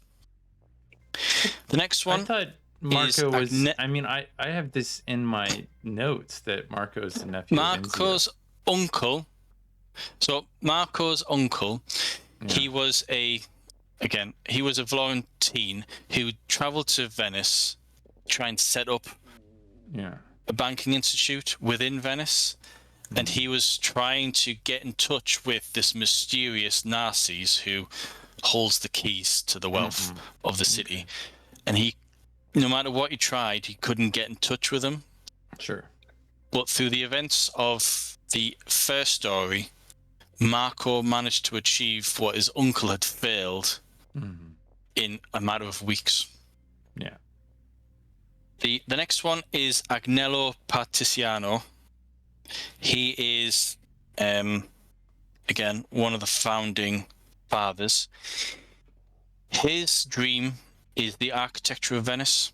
So in terms of each severed soul having a dream, Narcis's dream is the trade. Agnello Particiano's dream is the architecture of Venice. Ursus's dream is the independence of Venice. Antonio and Carola, their dream is the arts and the sciences of Venice. The next one is, where is he? Is Pietro Pro Tonico, and his dream is the shipbuilding and the navy of Venice. He's a character that Niccolo will be meeting very, very soon. So that's the fifth. The last one is a lady by the name of Amna. What makes her stand out is she's not Christian. She's not from Venice. She's a Muslim from the Middle East. Her position within the courts is a bit confusing because she's mentioned as one of the founding mothers of Venice, because her dream is the unique and the government of how Venice is run, because a lot of aspects of Venice is unique to Venice. So, but she's not. She seems to be no longer one of the six, and a native to Venice by the name of Marina Galina, who is the grandmother of Matteo. Matteo's character. Yeah. She is the official sixth member of Venice's ruling family. You're introduced to all of them except Parola, because she is based in the city of Padua, and Ursus, who no one sees that often. You get the impression that he is so old that he may actually be sleeping, or he has almost drifted out of legend into Otherworld. So, yeah, you're introduced to them. Both of you. For those 3 months, Johannes sticks with you, Daucus, and then once those 3 months are up, he heads back to the White Company. The rules dictate that if he's your patron, he must stick with you. He's had to abandon everything to make sure that you learn the ropes. And then once those 3 months are up, he heads off. However, the offer that he gave to you, Daucus, still stands. Do you want to join the White Company? I think that was an interesting conundrum that you put, Daucus. Go ahead. Yeah. So you were offered either. So you got 3 options really, and 2 of them kind of overlap. The first one was the offer by Muzio Sforza to become the Lord of Ferrara and to basically rewrite yourself as a noble. The second one is join the White Company. If you join the White Company and you want to have a rank in the White Company, you'd have to put ranks into backing. When you left to join the war, you were told not to by the city guard officials, but you defied them, so you've lost that job. So that rank you have in city guard, you can easily transfer that into either setting up your own company and becoming a condottieri, or you can join the White Company. Let's see. I mean, it makes sense that he would join the White Company, but I feel like, somebody's like, you're gonna raise your status and get married to this lady. I was like, yeah. I mean, I'll be the Lord of Fiera.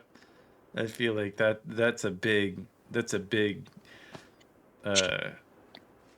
promotion. And from what I've gathered, in this world, you're nobody if you're not a noble.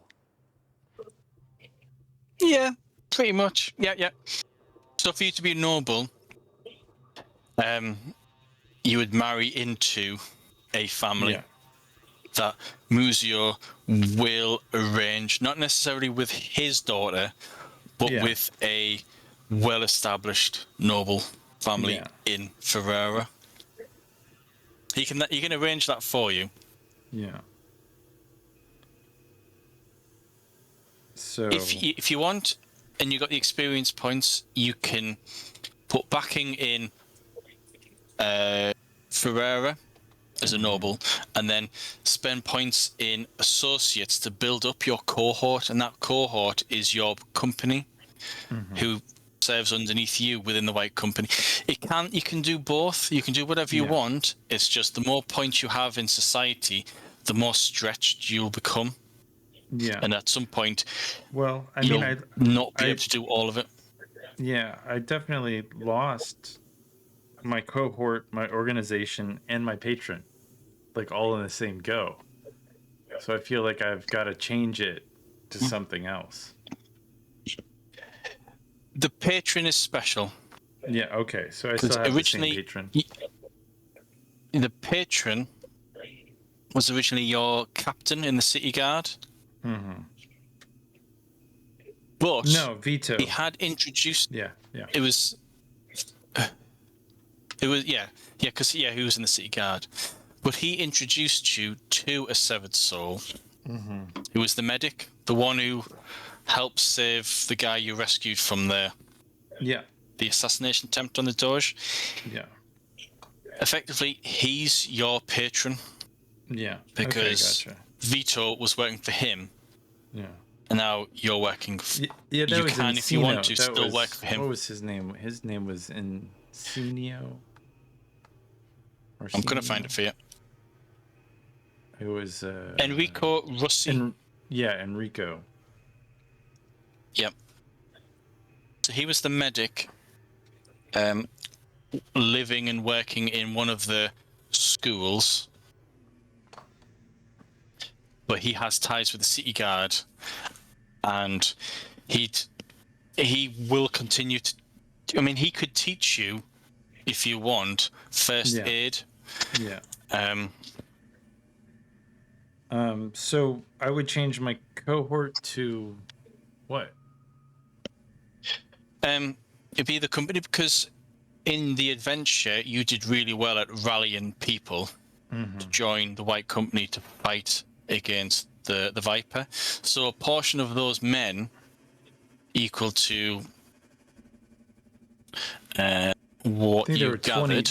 21 folks. 20. But some might have left, some might have joined. Sure, Let's have a look. What rank? So what rank have you got in associates? I only have one rank in associates. One rank. Okay.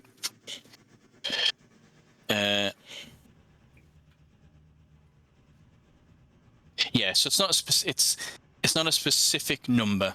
It just means that you have followers, and it's a group of NPC extras who can help you with specific tasks. You choose a sphere of influence and a professional skill related to the sphere, and the followers who belong to the sphere can provide a boost. So your sphere of influence was the city guard. Now it's a military company, and the professional skill is up to you how you want to use the company. If you want to use that skill as in melee or in influence, it's up to you.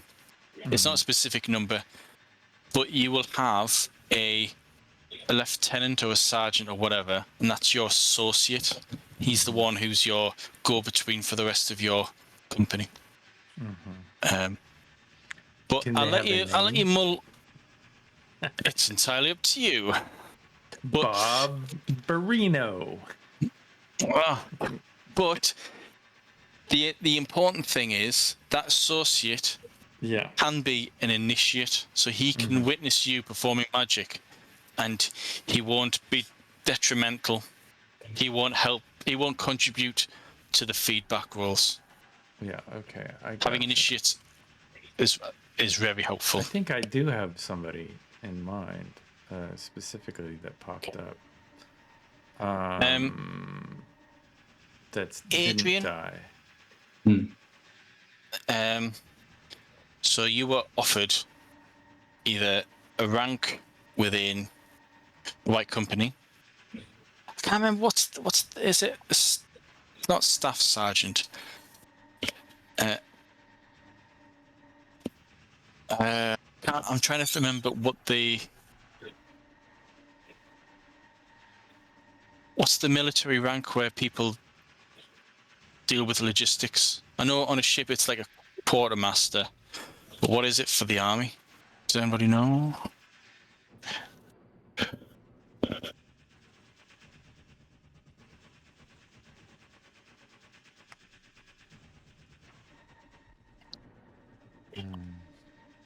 I can't be bothered to Google. But anyway, that's the rank that he's offering you.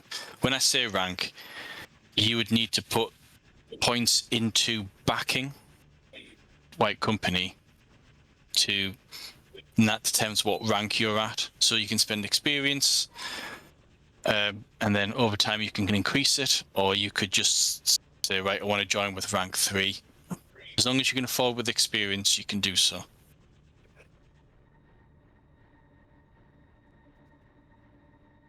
And then so yeah, what are you wanting to do? Are you wanting to join the White Company, or are you wanting to just stick with the banking and stay within Venice? I can't remember what you'd said before. I want to. This is about what happens in between the adventures, right? Within the year. Within the year. Yeah, I'm going to stick in Venice and see how I can leverage this relationship with Lady Fanara and Giovanni de Bicci. Okay. And see what I can see if this banking thing is going to go anywhere, or I want to be around the courts. I've been on that successful military mission, and now I'm back. I've restored the family reputation a bit through that thing that happened. So that's my plan. Yeah. Okay.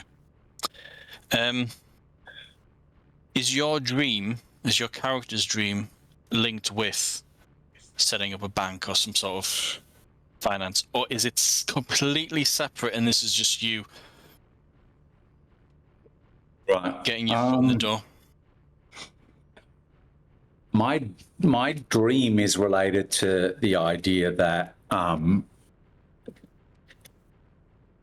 you should be able, like, your success should be based on your ability. So it shouldn't just be based on being born the firstborn son of the right family, but that, and I'm really thinking mostly within the noble classes in general, but that, the finest of them should be able to rise based on their intelligence and abilities. So it's about that. So the banking, I mean, it could, in the sense that, like having a banking system where, wealth can be accessed by a range of people. It's not just all tied up in being a rich family who just has it sitting in their vault, but there's actually a proper financial system of currency and, loans and that kind of thing that, other people can take advantage of. So maybe, yeah. Right. Okay. Brilliant. I'll send you some private messages then. Okay. Yeah. Okay. Great. Right then. So, Daucus, you're joining the White Company? No. Or are you going out independent? I think I was gonna join become a lord, get married and start rearing some kids. Brilliant. Cool. One last thing then is you guys need to tell me where the portals to your sanctuary is. It must be a doorway or a portal of some kind. I'll give you some examples of how the nature of the doorway could be, but it has to be in a place that you're familiar with. So it's usually like home, or a place that you would go when you were a child or a teenager, go on adventures, that sort of thing. So it could literally just be a doorway to a cupboard or wardrobe, or a gate into a garden. It could be a pool of water, so that when you dive into the water and you come out of it, that's the transition. So when you come out of the water and you do a certain thing, to properly activate your Nibiru, you also have to have a ritual attached to it. So otherwise, anyone will be able to get in. So you need a portal of some kind and a ritual. What the ritual looks like is not that important. It's simply a case of there is a ritual attached to you entering your sanctuary at a specific location. The problem the complication with you, Daucus, is your Nibiru will be in Venice because your character's been in Venice nearly all his life, because he lived as a young person with his family way up in the north in the quarries, which is way off to the north and northwest, like miles away from the lagoon area. I've got a place. I feel like the porthole should be Angela's room. I think that would Brilliant. be a significant. Okay. Yeah, no. You know, the door to her room is, Yeah, sure. Because before she moved there, that was just a room within your house, which obviously was so important enough for you to put Angua in there. Yeah, brilliant. Yeah. The complication for you, though, is when you move to Ferrara, do you lift the anchor, so to speak, of the portal in your old house? Because bear in mind, didn't it get burnt down by... Take the door? It did get burnt down. It got burnt down, but you can still have the door, yes, so you can. The door itself is the portal, so wherever you put the door... It was just like a really heavy wooden door. Yeah. So, the question is, do you want your character to be based primarily in Ferrara, or do you want your character to be primarily based in Venice? Because you can move between the two. It would make sense that I would be in Venice, probably trying to bring stuff back to Ferrara for as a liaison for the city of Ferrara. Yeah, because Ferrara itself is it's been ravaged by at least one war, and it's never quite recovered. And there's a reason why you're the only severed soul associated with that city, is because after the invasion the first time by the Duke of Milan, a lot of people left. There's a lot of devastation, and it's a city that's still rebuilding itself. But for it to rebuild itself, you need resources to come in from Venice or from other places. Thankfully, you'd know at least one banker who could possibly help you with that. He's not listening. He's distracted. But so it's up to you. Wherever you put your door, so to speak, that's where your Nibiru will be. And if it's in Venice, that's great. Yeah. Fantastic. Adrien, where would you put your portal? I was just trying to do a bit of research there to work that out.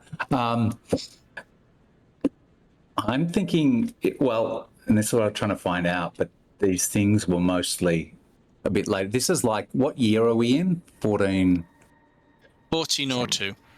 02, yeah. 1403. So I think it's in a library. Oh, okay. Now, yeah. It'll be It could be a family library from my family. Okay. Yep.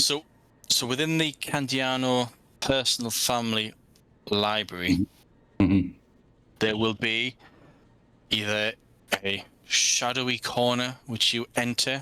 Not like how you might go down, like there'll be rows and rows of bookshelves, and you can kind of like wander down into this dark corner, and when you turn left out of sight, you step into your Nibiru. That could be it if you wanted. It can be in the library.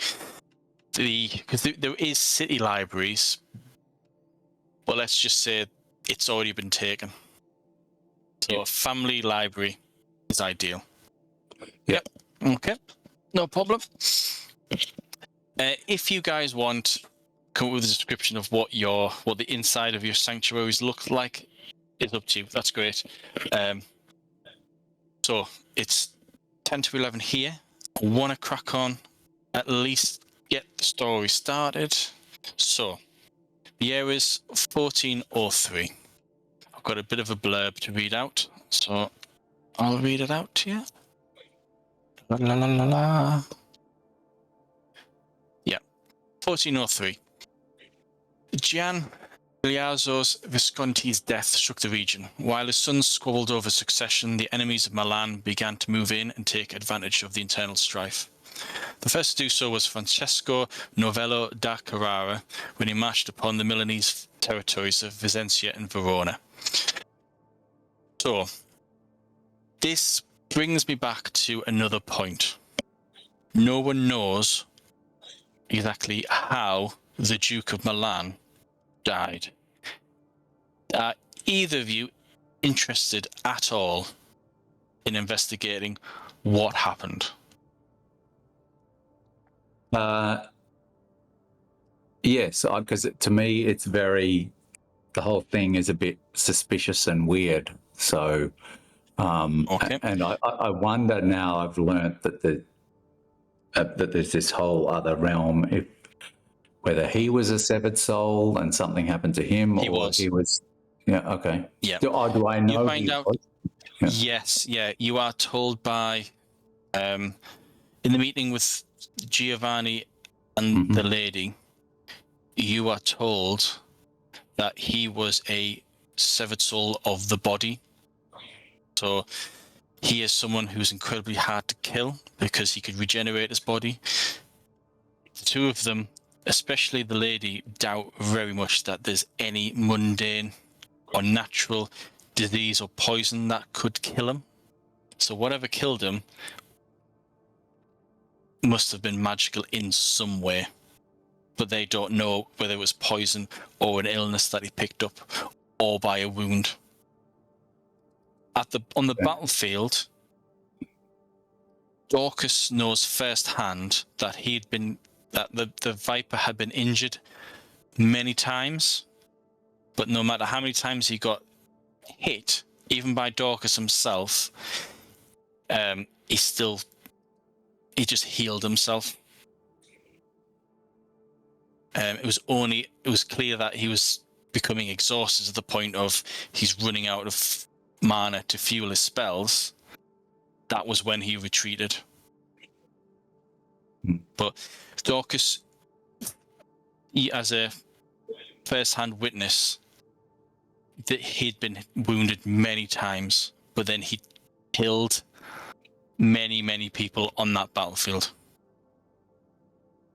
So, I'm probably misunderstanding some of the stuff you told us before, but is a severed soul not supposed to be leading wars? Was that one of the rules or not?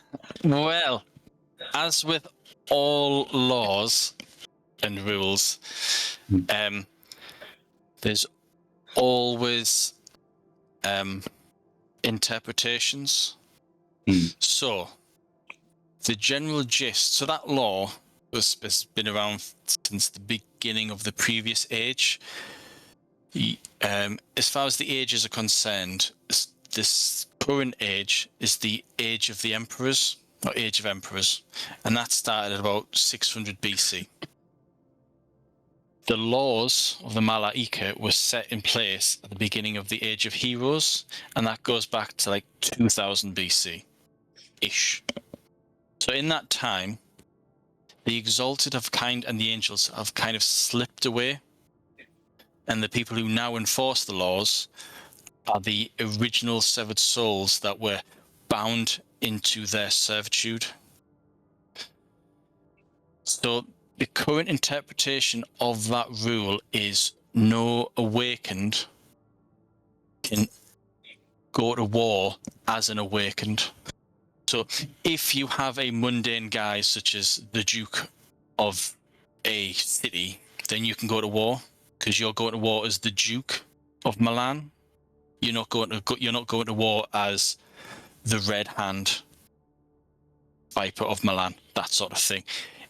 It's the enforcement and the interpretation has changed over the course of 3,000 years. But yeah, that is a good point. The first thing you realize is, yeah, that law's been broken then countless times. But that's the answer to that good question. Have an XP point because it's relevant. Right. So it's possible but we would know if the Phoenix people had Ashen got him or Phoenix. something. the Ashen Phoenix, would we? Yeah, the Ashen Phoenix. The Ashen Phoenix only goes for the enemies of the Great Cycle, and they are the dragons, the giants, and the fallen. Okay. So And that wouldn't apply if he was just... Yeah. Okay. He's just posing as the Duke of Milan. Yeah. When you're doing your investigations, you don't find much about the death of the Duke, but what you do discover is on at least 3 or 4 occasions something similar has happened before, over the course of about 1,000 years or so, where there has been a war footing in the peninsula, and then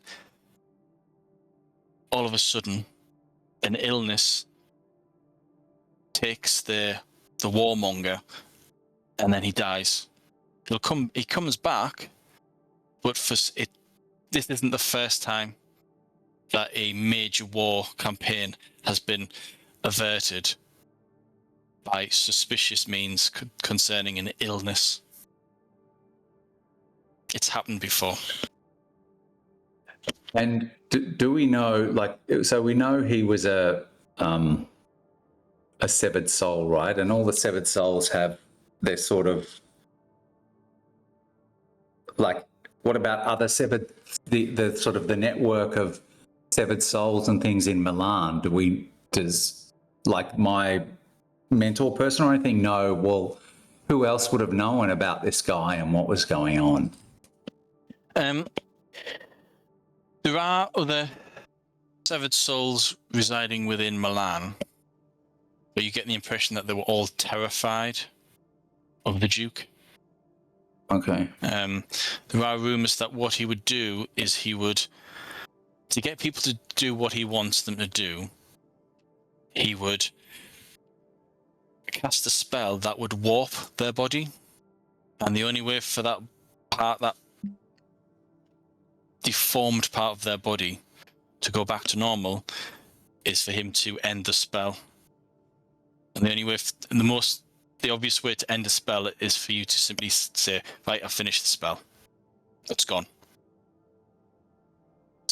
Or if he dies or is dying, he would be forced to unbind that spell, bring it to an end, and then cast another spell. But that's how much of a monster the Duke was.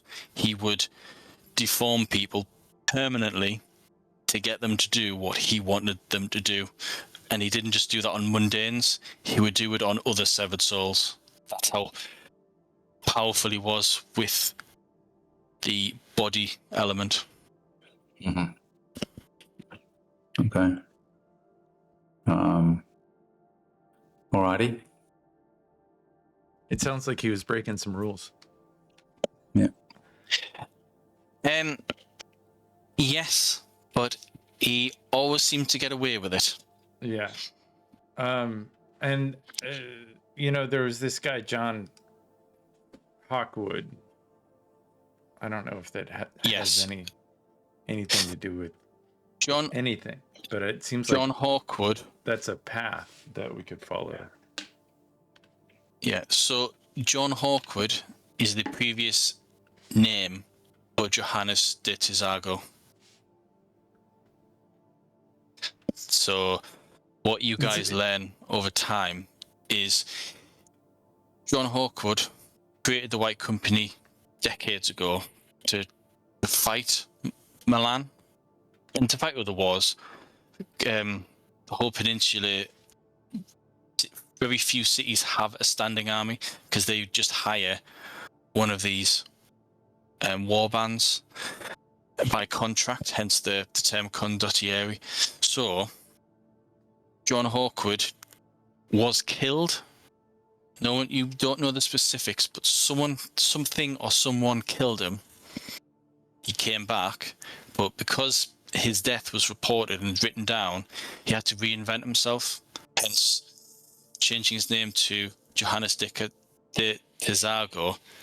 And having to start from scratch, rebuilding the White Company.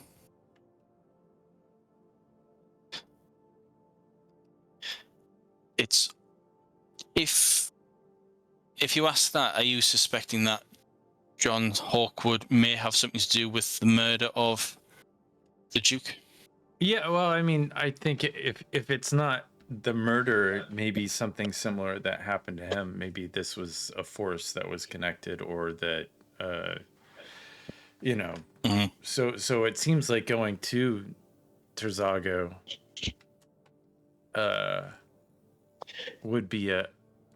I mean, I know we talked to him previously, but maybe he would point the investigation into a direction. Yeah, sure.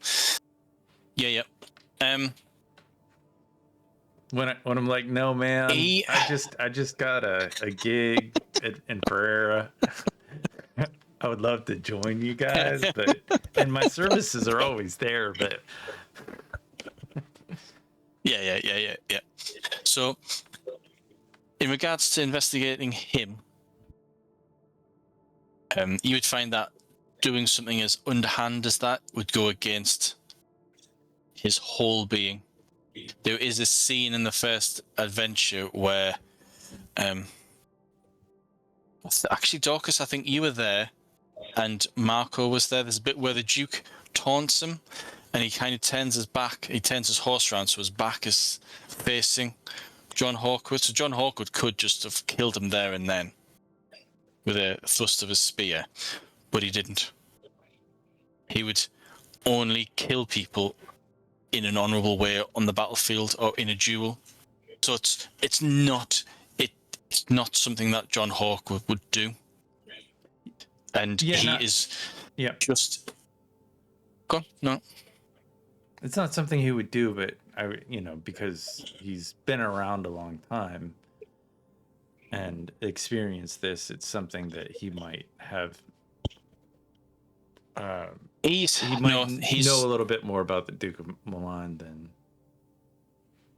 than. Well, he would tell you the stories of the torture that he would commit against his enemies and to his allies. So, for example,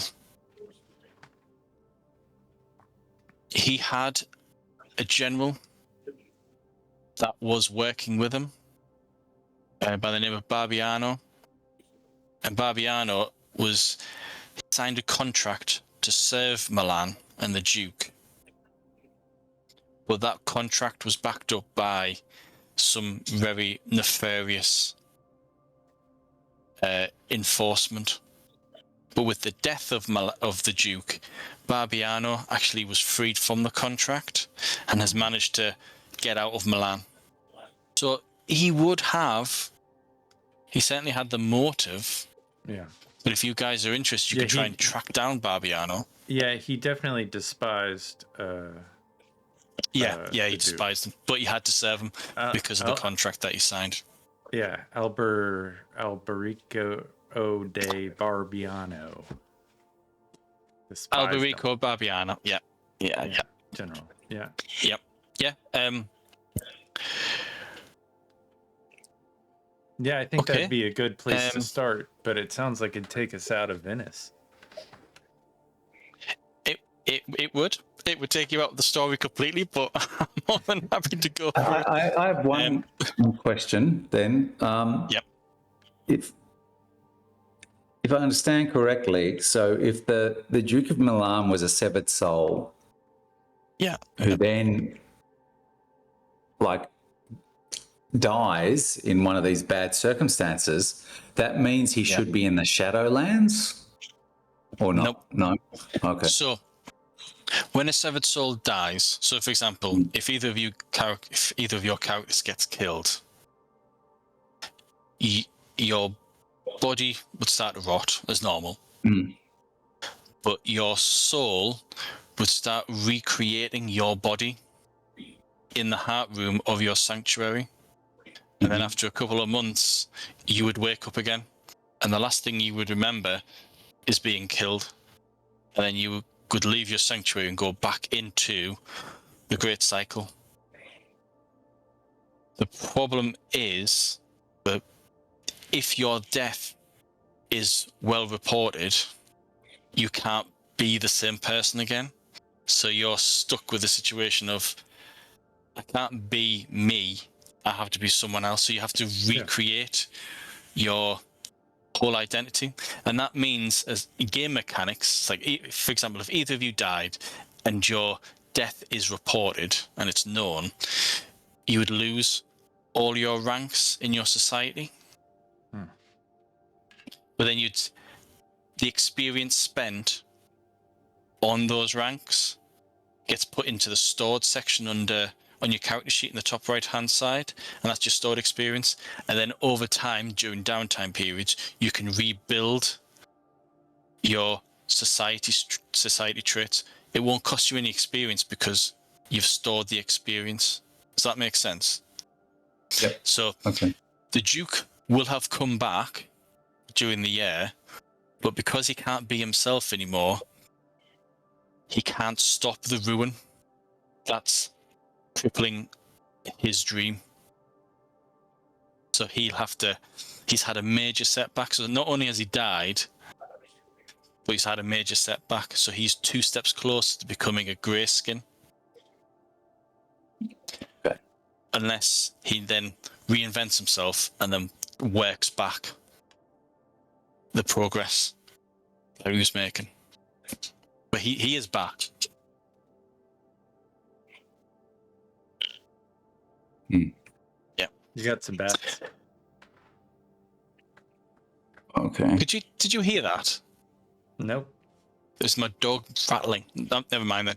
So, bit of a weird insert for the live stream there. Anyway, yes. So, it's 11:10. What we'll do is, with that in mind, are you two meeting together to discuss this mystery of what happened to the Viper? Yeah, I would probably go see him for some financing. We had that mission, so I know him, and I'm like, who's around? Yeah. Okay. Well, Pietro, when you go to find him again, you find it quite hard to find someone called Daucus, because he's now Lord Daucus of Ferrara. Oh.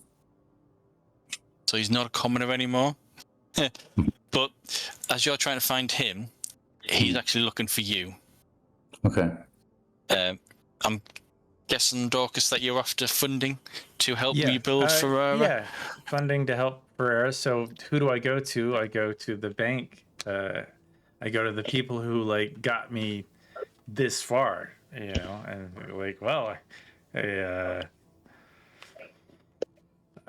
I'll go to where the banks are, I guess, and try to raise some funding.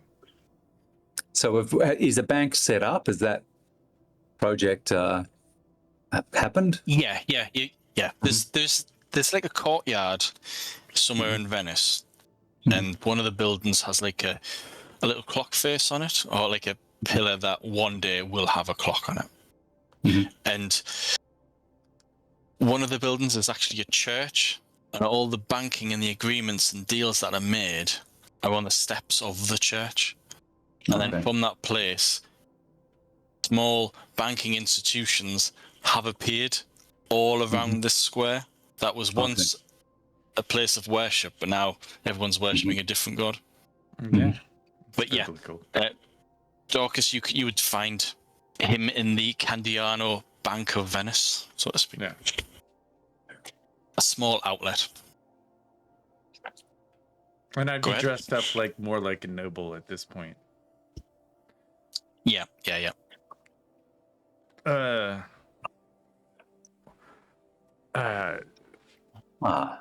It's Daucus, nice to see you again. Oh my goodness. It's been a good year for you. It has been a good year for you. Yeah, I'm a lord now. A lord. No, look at me, Lord Daucus Carota. Just killing it. I mean, congratulations. How do you find your life as Lord? Well, it's hard work. I mean, as you know, Ferrara was destroyed, in a Mm. and conquered and burned, and I need some funds to rebuild it. Maybe establish some trade and some, get some people who were good at mathematics and all that jib jab stuff to come in and make it a better place for people. We Well, have, let's sit down and yeah, show me your plans. we got all kinds of things to trade, like food and goods. So yeah, we got all kinds of things. I got this thing though, and do you have a private place to talk? Yes, I can. I have a small office, I guess, right in our. Yeah, let's go over some of the details, and I think that would be. Yes, certainly. Come in. I have some wine, and I don't drink. I'm sorry. I'm sorry. I'm not a drinker, but you can drink wine. It doesn't offend me at all. But you are now a lord. You must drink. So this is. Is that a lord thing to do? Oh Lord. Yeah. I didn't know. I mean, maybe that's why they look at me so strangely at parties when I just sit there teetotaling. I like my chamomile. Hey, look, I'll go and I'll get a different bottle or flagon or whatever. Say, this one is just it is just grape juice. There's no alcohol in this one. You can safely, which it's not. But so I'm going to pour us both from this. We can share this. Sounds wonderful. But I think we could handle all that trade mumbo jumbo, but some stuff was just bothering me about what happened, and we just kind of won, and because the Duke of Milan just kind of died. I thought that was a little disturbing. Have you heard anything? Not really. I don't. I mean, I got some thoughts on some leads, but I went to Joannes Tazargo, and he didn't really have much to say about it. And I don't know. I think he's probably coming back. I think he might have a thing for me, but maybe not as himself. I might be talking over the table too much, but I really don't know what I know and what I don't know. But yeah, I'm worried that something's coming. And did you have any thoughts as to? So you said you had some ideas or some leads. I've made a few inquiries myself, but I have not really discovered anything so far. Yeah, I mean, it's kind of tough to say. He had a general. I guess didn't like him much, but I've been told that's kind of a dead end, maybe off the beaten path. I really, it's definitely good to see you, and I think let's hash out some of these trade deals and details and see what we can do. Yeah. What this will take some time. We should go to dinner later. On me. It won't be the fanciest place, but I know I used to be a city watchman, and I know the real good spots. Some Well, that fancy stuff. Sure. Sure. I'll give it. I'm happy to give that a try. But yeah, we need to. I think it's important we keep on this on what might have happened to the to the Viper, and if he is returning, because that can have consequences on your town and for Venice. Yeah. Yeah. But I'm not entirely sure where to start I looking. used to have an acquaintance. She was an odd duck. She stood on the water once. Her name was Angela. I don't know if I'd be able to talk to her. It's been some time. She might be able to. She lives outside of Venice, in the water. But that might be an odd turn as well. But I don't know. Venture out in the city could be something. Maybe not. Yeah.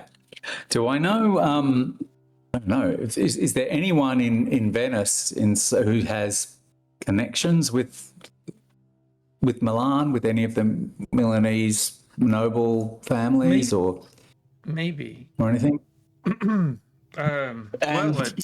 Enrico might.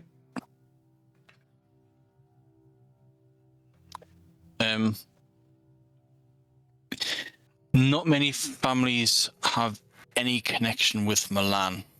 There's always been trade at certain points all across Northern Peninsula, Greece, and all that. But no one has a strong connection because of both wars. Milan's always been the enemy for a long time. They're not as notorious as, say, Genoa, who is the biggest rival of Venice, or they were until they were defeated about 10, 15 years ago. But no, you can't think of anyone with a strong connection to Milan.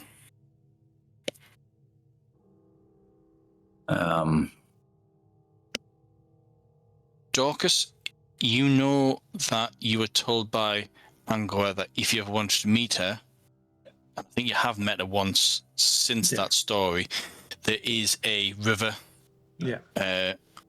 along the north of the lagoon that you could get a boat and paddle towards. Yeah. I mean, I think it's an idea. I mean, I could check with her to see if she It would take knows. about 2 days to get there. Yeah. It'd take me about 2 days to figure it out. She'd probably be weary strangers. I probably should go by myself. But maybe I'll stay in the city a couple more days and walk my routine and work out the trade deal before trying to go visit her. Okay. So you head off. Do you head off straight away, or do you wait a few days in Venice before heading out? Yeah, I'll wait a few days in Venice and just work out some trade deals with him and probably not Matteo, but Miller's character. See if, because he's got that sword school. Yeah, Marco has the sword school. Yeah, Marco. Yeah. Sure. And I know that Marco's got some money, and that was a lot of. And now that we are a little bit, I'm a little bit more noble. I could probably talk to some of those, like that lady Ferreira, see what she's up to, and I would bring. Okay.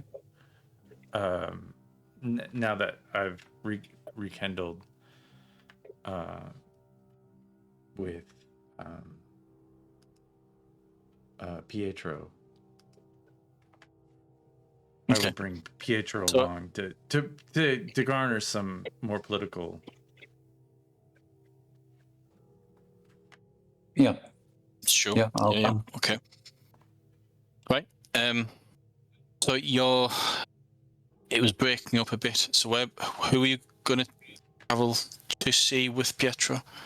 Oh, it was the lady. It was I had it earlier.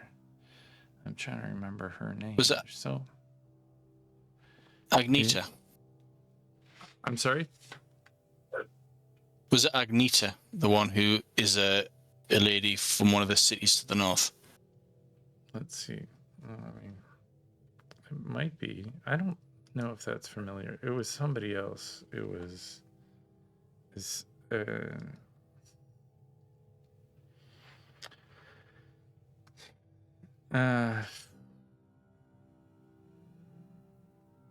Because so the ladies that you've met, there is Agnita from the city of Treviso. You've heard of Parola Kurara, but you've never met her. There's the lady Fanara Epifania. Yeah, Lady Fenara, I think is what I was thinking. Okay. But she's based in Florence, so it would take you weeks to get there. Yeah, so not her. Not her. Maybe what is it? And then there's a guy named Gaspir Villain, Ulan, who was associated with Gaspar. Yeah, so Gaspar Ulian, he was a representative of Agneta and the Lord of Padua, who is Francesca Novella da Carrara. Yeah. Yeah. You saw Gaspar Ulian fall on the battlefield. So he died against the Duke. So he died. Yeah. So yeah. So there's the Lady Agneta. That wasn't it. It was another one. She was. For now, it's too far away. Yeah. The only other person that you've possibly met who is a woman of importance would be Matteo's aunt, and that's the wife of the Doge. Yeah, that'd be a good one. Her name was Matera. No. Marina Galina. Marina Galina. Galina. Yeah, Marina Galina. Yeah. Okay. I think because you're going to meet up with Matteo's grandmother, we might leave it there. Because it's 11:30 here, so I need to go to bed. But we can leave it there. However, there's one last thing that does occur. Is that your Pietro, you receive a missive or a letter from Agneta Treviso asking for you and your companions to meet with her in private. She gives you a location. It's in Venice. To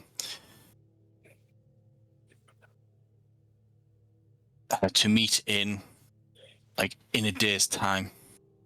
Mm-hmm. And then P.S. Please destroy this letter. It is of great importance and secrecy that we must meet. Signed, Agneta Treviso. Mm-hmm. Okay. Okay. I think there's anything else. Nope, we'll leave it there. So hopefully we'll have everyone, and we can crack on with the next story.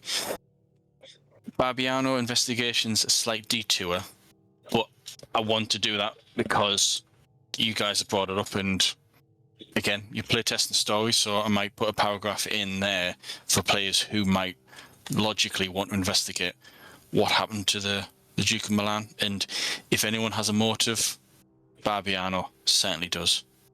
So brilliant. That's great. Yes, that was good fun. All right. Thank you. No worries. Yeah, no worries. I'll stick around for any questions, but I just wanted to wrap up. Yep. No worries. Cool. Over to you, Ken, for the outro. Oh yeah. Well, I was just looking at. I can't believe I can't remember that. Because I mentioned it earlier, this campaign, and I got that experience point for it, but I lost the name. I mean, there's too many things. Oh no, that was Agneta. Oh, was that Agneta? Okay. Okay, yeah. That was and it was the Agneta. Yeah, yeah. Agneta. All right. Yeah, all right. So there's that. I'll put that down on my notes. Agneta. All right. Agneta. I will. Yeah. Brilliant. will. Brilliant. Anyway, this is the Geeky Gamer podcast, and we do this on Wednesdays. It is Wednesday, but you can watch it anytime on our YouTube channel. We've been playing the Legends of Venice, a mundane setting for the linen tapestry. But now we're playing the Severed Souls. Is that correct? This is a different book. Yeah. So so the role play game itself is called the Linen Tapestry. Yeah. Severed Souls is one of the books which has the character creation, character development, and the rules. Mm-hmm. And then the Legends of Venice is a setting within the universe, so to speak.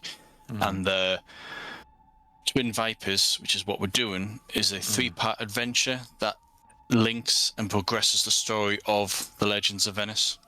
Okay, I got you. In a nutshell, yeah. All different books. Yeah. All one game. Hope to see everybody next week. Please comment, share, subscribe, like, and do all the things that they want you to do. Because that's what they want. Bye, y'all.